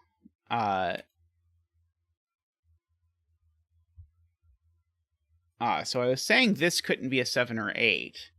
But if yellow is 9... Sorry, if yellow is 7, 8, 9, where is yellow going in this box? And so 9 would be over here.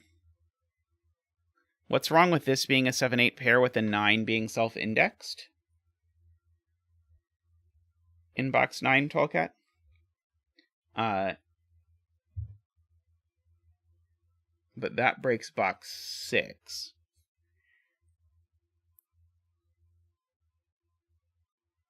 Because now the 9 in box 6 is up here. And the 9 is not there in box 6. Right, okay. Okay, that's actually quite interesting. So yellow's not 7, 8, 9. Because of the fact that if it is a 9... yeah, so... Yes. And yellow's not 4, 5, 6 either. So yellow is blue. because yellow we already know isn't 4, 5, 6. Okay, I was not sort of appreciating this, but I seeing the bit with the 7/8, but then I did not make the last step. So yeah, so yellow is actually blue. And so this digit is a 1, and that digit is a 9.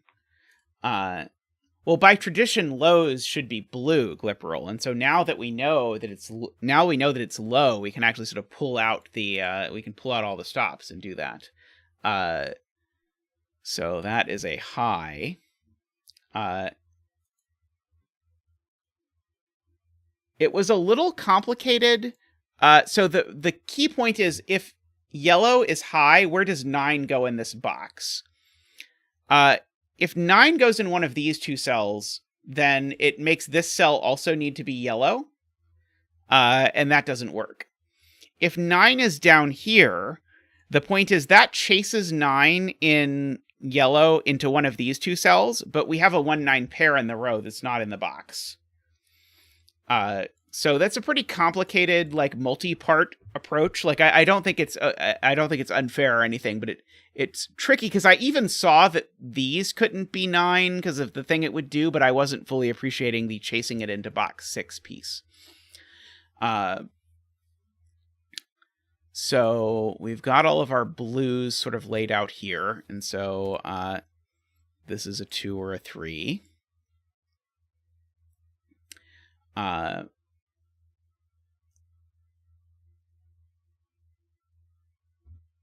Right. And now, because that's a 1, this is a 6, and that's a 4. And well, we knew that because that's a 9. Thank you, Isabella. I'm always terrible about remembering to actually do my indexing.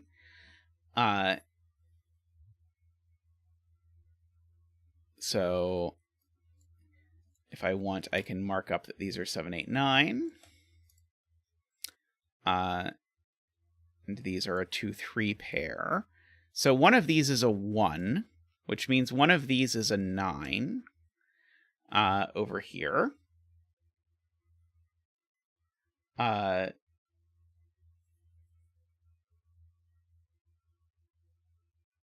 So either that's a 1 or that's a 1. I don't know if I really want to go down that rabbit hole.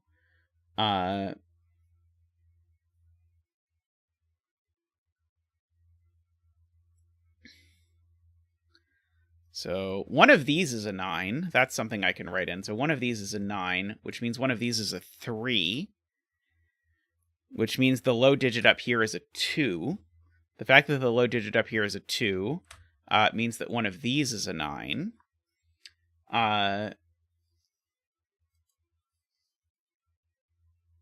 So this is a 1 or a 3, I suppose.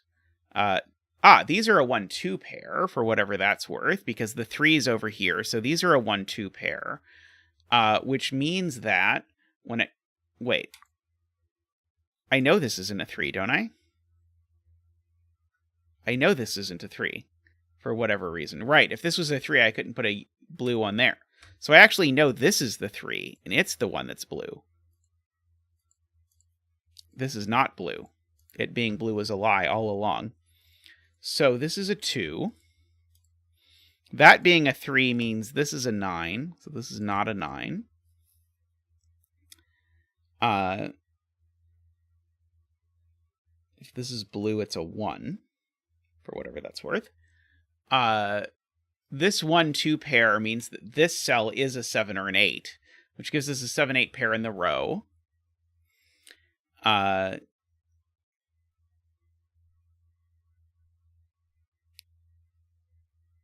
Yeah, the gray circle should really be orange. That's very true.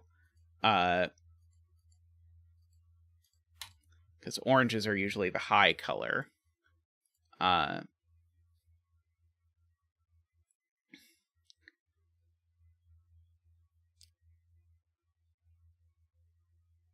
So yeah, so if this is low, it's a 1.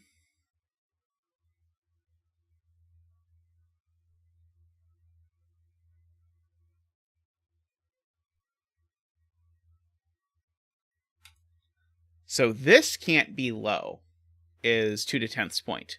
Because if this was low, it would be a 1, which would require another low there. So this isn't low. This is middle. which we traditionally abbreviate by purple, but we've kind of had to use purple already. So I'm just going to 4, 5, 6 it so that I can blue this. And bluing that means that this is a 3 because of the 1, 2, 3 triple in the row. Let's see. And so that'll be high. This will be 4, 5, 6. This will be blue. Like that.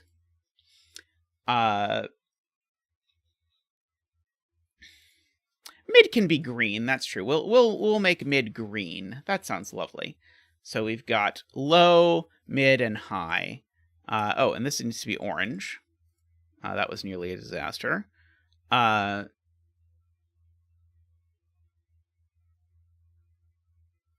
row 5 has some things that can now be properly greenified, which is appreciated.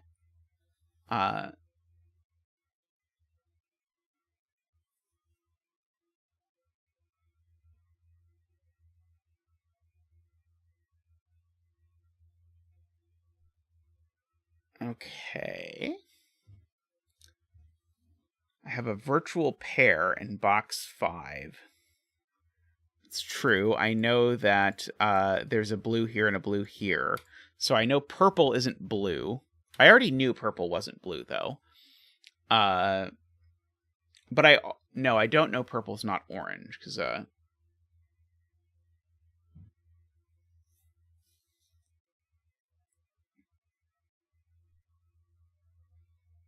But I know that none of these cells are blue. Those aren't blue.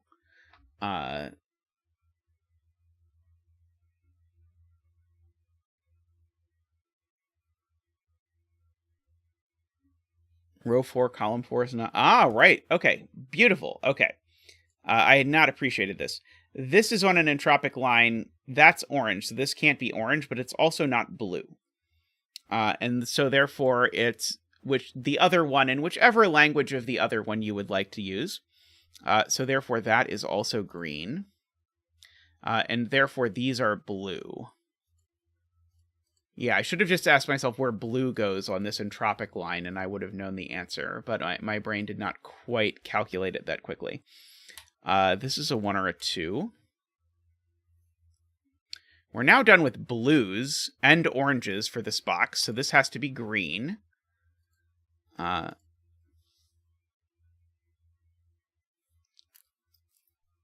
So we're now done. One of these two cells is green. I don't know which, but one of them is green and one of them is blue. But that means I've used all the greens and all the oranges, which means that this cell is blue, which is, I think, going to be huge,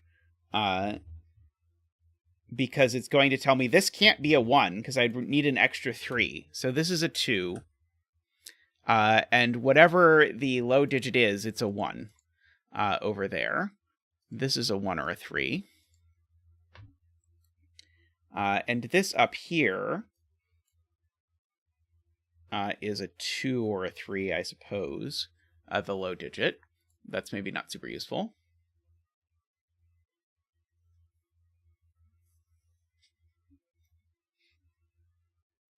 I'm reading Afraid Not suggestion, and I can't quite tell if it is a joke or a serious suggestion. Yes, row 9, column 2 has become greenified, because I know that one of these is green. And we've just used all the other colors, so that's green. The orange just blur a bit with the entropic lines, that's true. I could make orange red once we figure out what's going on over there.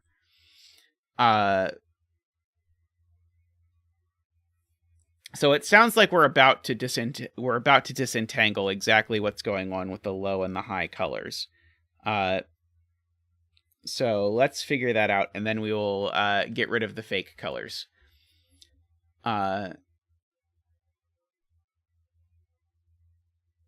Okay, so let's get rid of the fake colors and then standardize everything.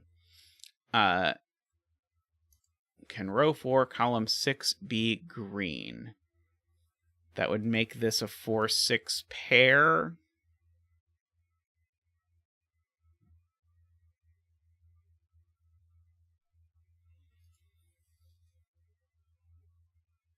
I don't think I see what's going on with row 4, column 6 yet.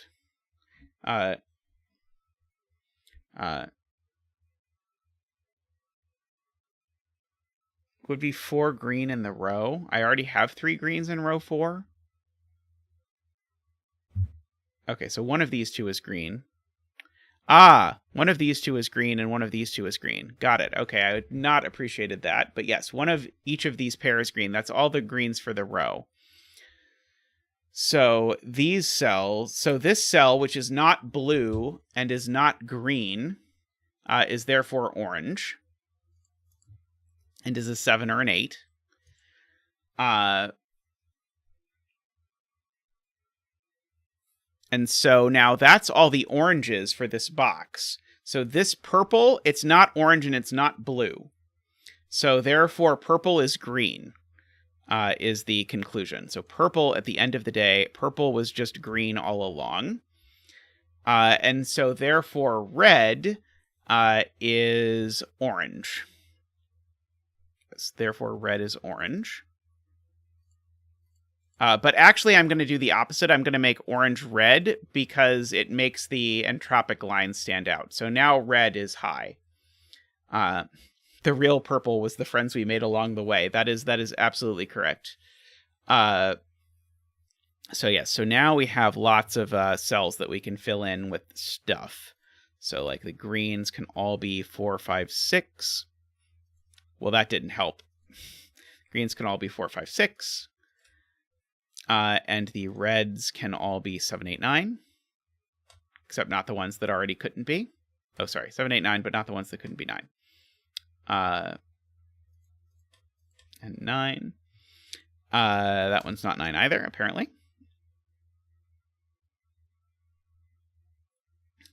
Okay.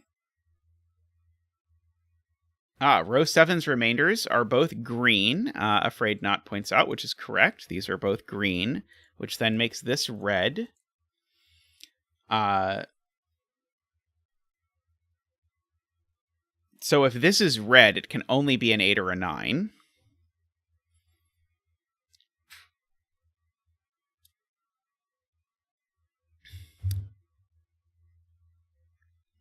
There's a 7-8 pair here. Andrew Sarkis points out, which makes that a 9, which makes that a 6.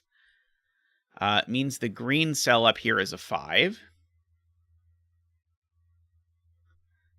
This is not a 6, so this is a 4 or a 5, but it's not a 5, so therefore it's a 4, and that's a 5.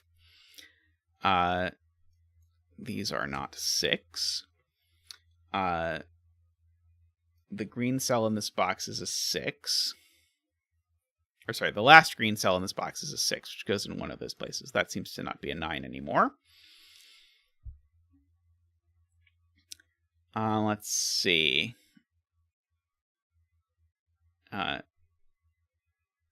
8, column 2 is not a 5. Yes, this can't be a 5 per Kurabon. If this were a 5, that would need to be a 2, but the 2 is already gone, so that's not a 5. So it's only 4 or 6.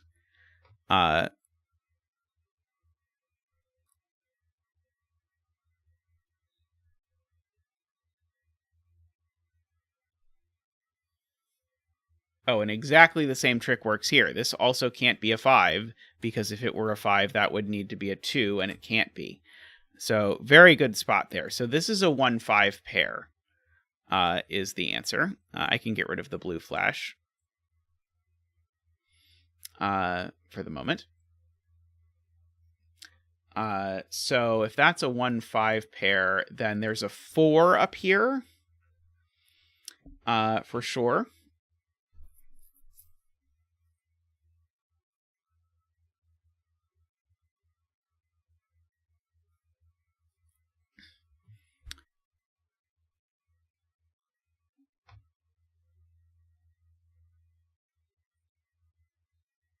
So that's telling me one of these is a 1.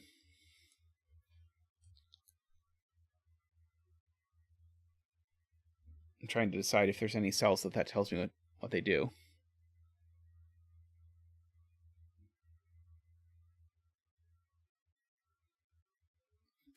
That 4 does tell me that none of these are 4, per Isabella.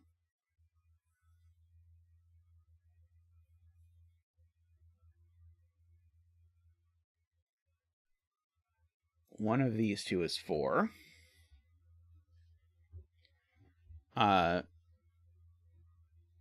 1, 7 pair. Okay, so that can't be an 8 because it would put a 9 there and break. That can't be an 8 because it would put a 9 there, and that's not allowed to be a 9. So this is a 1, 7 pair. Well spotted. Especially this one is a little subtle. So this is a 1, 7 pair, so we can fill in the remaining triple. 2, 3, 4, 5, 6, 7, 8. So that's not a 3.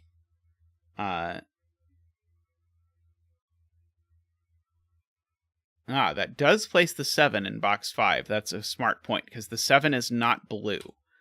So the 7 in box 5 is going to go there.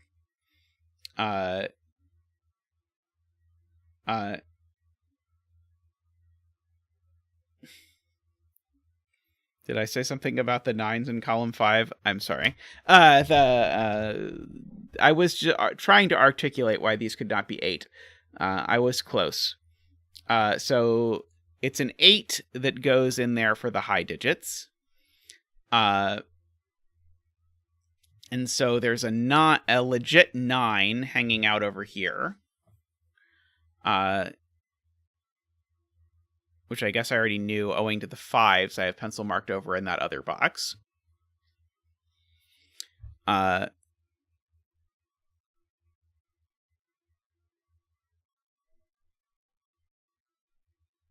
So 5 in column 2, Garion points out is in one of these. Which tells me that one of these is a 2, so this is a 2-8 pair. So that tells me that's a 3.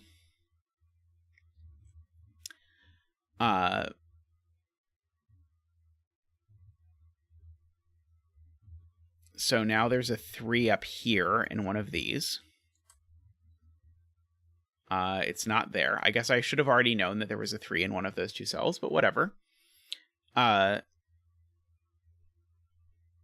So therefore this is blue. So we get that. And now this 6-8 pair points at that, as Carl points out. So that's a 4, and that's a 6.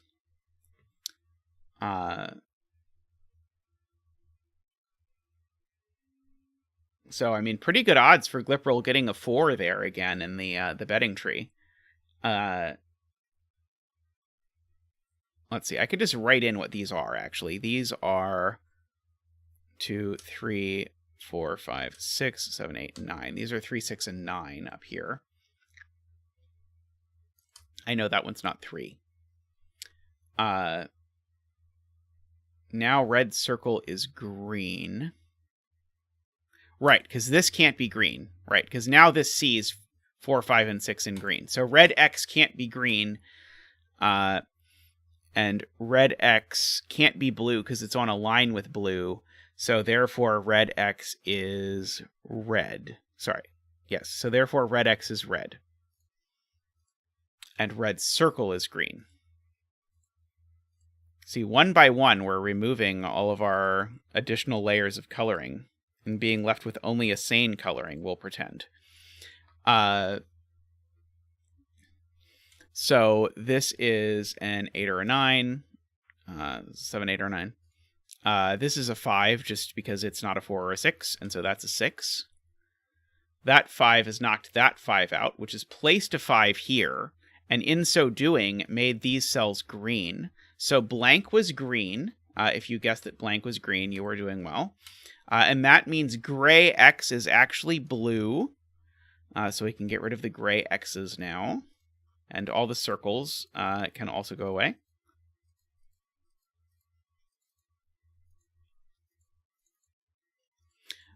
So now this is a 1 or a 3. This is a 1 or a 2.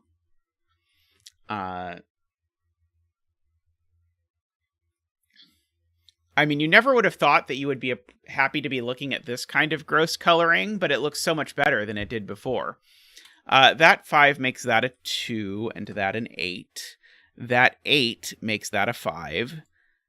That 8 also makes that not an 8, or also in 8, whatever. Not an 8. It is impressive how the software knows that.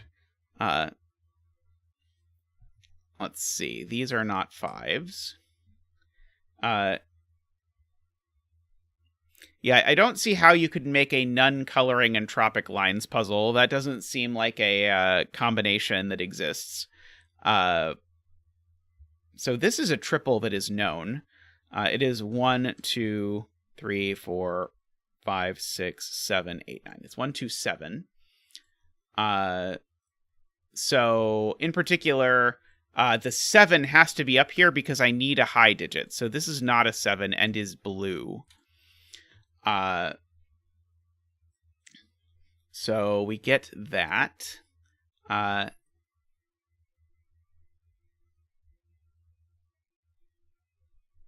Yeah, why are they gray? I don't even know. It looks slightly off. Did I, delete the coloring? I wasn't really trying to make them gray. I was trying to make them uncolored, but they were just, oh, it was flashed. I see. Okay, that makes sense. Okay.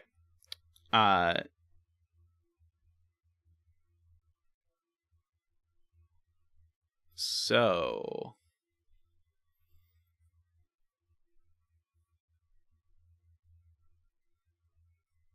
this is a 4. Fun story. So what else have we? I fear I'm going to have to write in a triple around the betting tree, but I'd really rather avoid spoiling it for anyone, if possible. Let's see.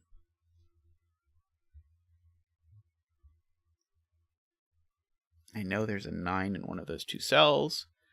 Yeah, it's probably just the case that I just haven't indexed a digit somewhere.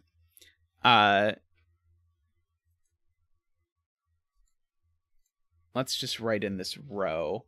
We still need a 1.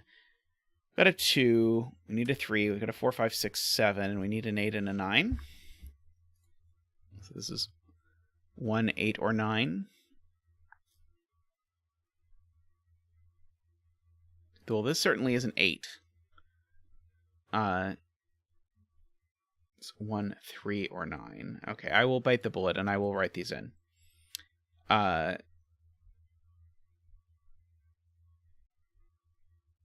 1, column 1. So it can be 4, I think. It can't be 5. It can't be 6. I think it could be 7. It can't be 8.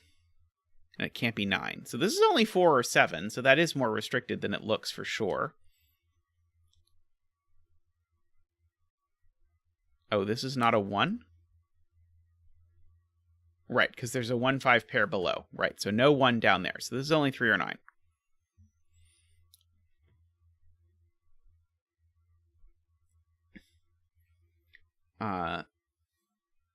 Let's see, what about this row? 1, 2, 3, 4, 5, 6, 7, 8, 9. And that one's not a 1 for the aforementioned reasons. It's not a 7 because of that. This isn't a 2 because there's 1 in the box. It could be a 1 or a 7, 9. Let's see. These are 4, 5, 8 is the answer.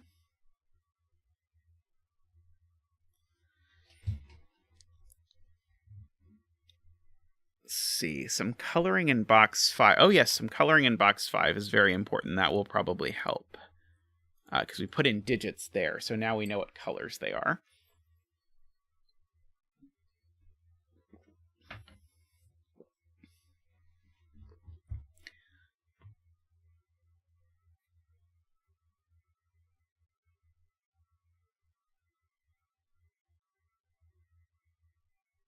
let's see. So here's the thing I notice. I have a Jovi wing on 3s in these two boxes, because 3 can't go in any of these cells. So 3 is actually locked into one of these two cells. I don't know if that's going to do anything, but it seems like the kind of thing that might be cool to know.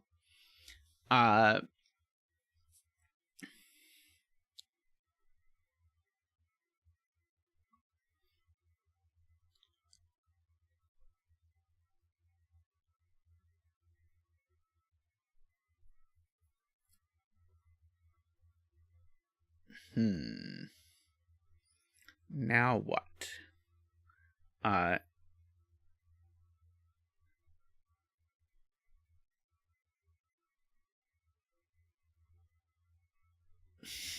And zetas, I guess. So if this is a 3, that's a 1. No. If this is a 1, that's a 3. If this is a 3, I don't know if that forces this to be a 1.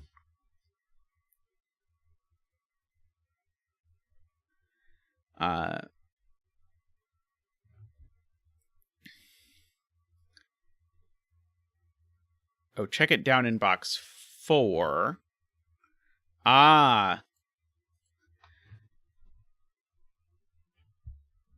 So if this is a 3, that's a 1, and so that's a 2, and then that's a 1. So if this is a 3, that's a 1. If this is a 1, that's a 3. If this is a 1, that's a 2. No, not quite. Yeah, sadly. I do think it means that 1 is always in one of these two cells. I guess I do know that. 1 is always in one of these two cells and always in one of these two cells.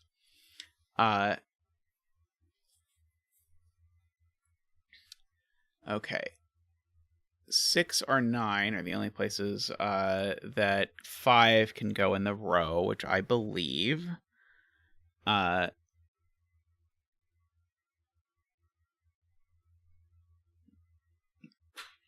I'm looking for one of these things where if you placed a digit here, then you would break one of the bi-value cells in the row. That's the most common 159 scanning nightmare thing, is like a place where you because of indexing, secretly break a bi-value. I'm not seeing it yet, but probably is there.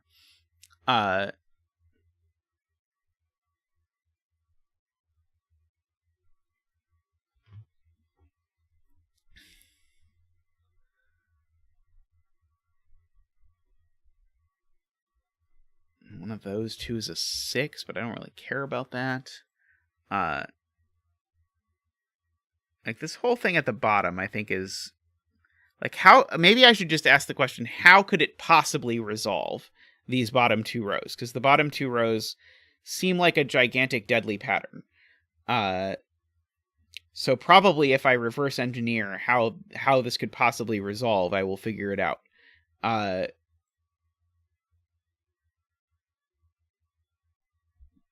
Okay, so Ranks suggests the good old Sven.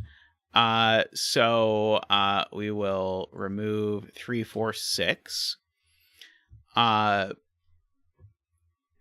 So we'll look at these. We know they're not 1 because the 1 is down there actually. So the question is, which of these can be 9? So 2, 5. So can the 7th one be 9? So if that were 7, that would be a 9. I think that's fine. The 8th cannot in any of these, though.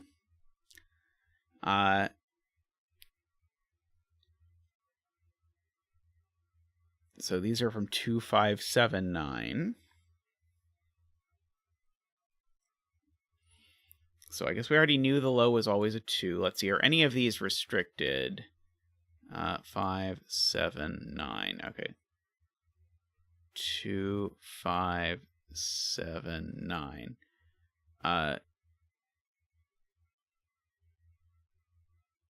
Right, this one can't be a 2. I don't know how I missed that.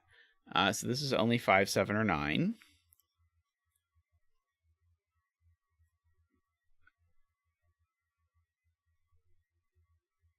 Let's see if this is a 7, it makes this a 1, 2 pair.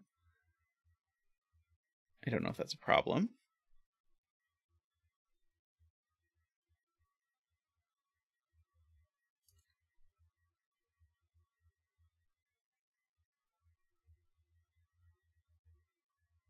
Yeah, there's some mess. Row 2, column 4 can't be 2. Row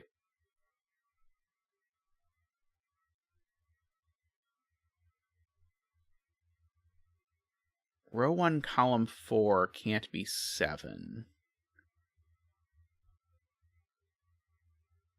Let's see. Okay, rank says, can row 2, column 7 be green?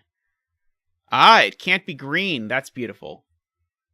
Because it's not 4, 5, or 6. Oh, but I'm not even trying to make it green. Okay, so Carl, let's look at row 2, column 2. Oh, sorry. Sorry, I'm going back to Carl's point. This can't be a 2, because if this is a 2, that's a 1, and then that needs a 2, right? So this is never 2. That's the by-value indexing breaking trick that I was expecting to be the thing that maybe sorted this out. Okay.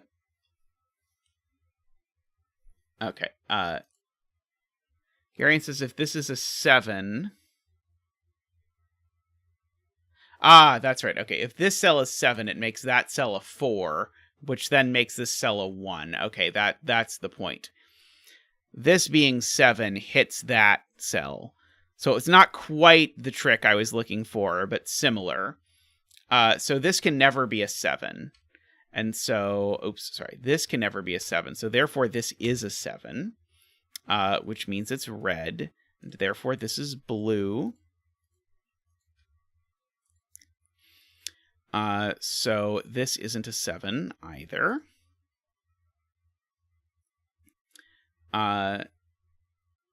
Which presumably will help somehow.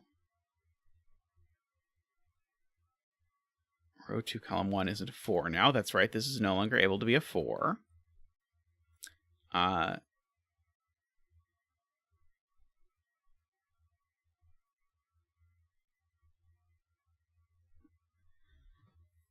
Let's see.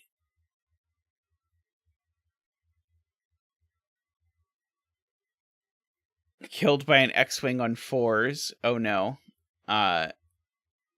Oh, right. There is this Jovi Wing on 4s.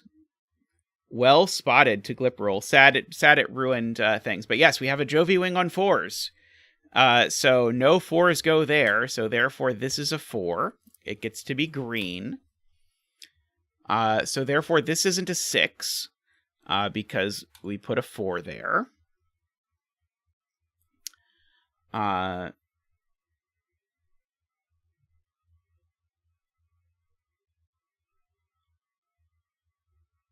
And then...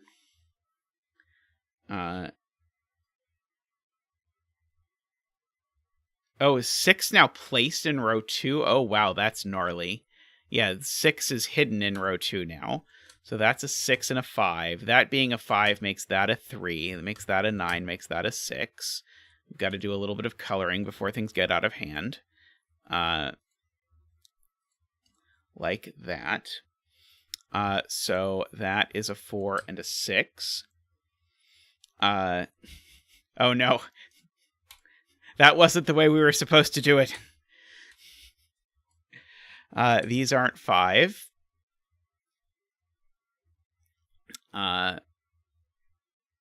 So no 5s there. The intended step was worse. That sounds about right. The 4 wing can be finished. That's right. So now that's a 4. making that a 1 and a 2. This is not a 4. 4 is green. I can see from coloring that this is going to be red, and this is going to be green. Always appropriate when the tree ends up being green, I think. Let's see, did I place an indexing thing and not index it? 2 in box 3. 2 in box 3 is now... yes, 2 in box 3 is here. So that makes that blue, which makes that red. Get rid of the little angry red things. So now this is not blue, so therefore it has to be red. And therefore this has to be blue. So this is a 1 or a 3. That 1-3 pair looks over and makes that a 2. That's all the blues. So this isn't blue and it's not green, so it's red. And so that's blue. So it's 1 or 3. This seems to have become a 1 out of nowhere. So this is blue. And this is red. And the blueness of this makes it a 2. And the redness of this seems to make it a 9. Which seems to make this an 8 and make this a 1. And make that red. So that is a 3 and a 1 and a 3. This is an 8 just by red nabadibas. So that's a 7 and an 8. That 7 makes that a 1 and a 2, which makes that a 3 and a 2, which makes that a 1 and a 3. Makes that a 7 and a 9 and an 8. Yeah, this is very satisfying to resolve. Let's see. Let's do a little more coloring. So that's blue and red and green and red. And so that is going to be green and blue. And we've finished our coloring, I believe. So that's 1 and 7. We'll see what I colored wrong. 6 and 8. 4 and 6. 1 and 5. 4 and 5. Let's see. That 8 looks up and makes that a 7 and an 8. Let's see. This is not a 1. So you've got an empty rectangle or whatever the thing, or not empty rectangle. What is the uniqueness rectangle called? I forget what the uniqueness rectangle is called.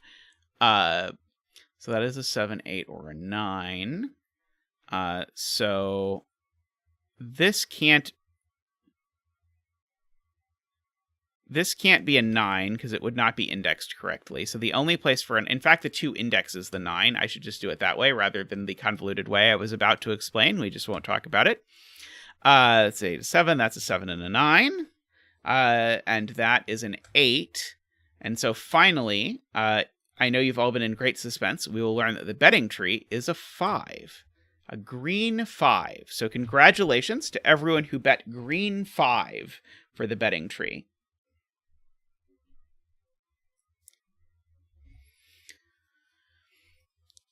Alrighty. Yeah, you were very close. You were right in there. But alas, the betting trees are cruel.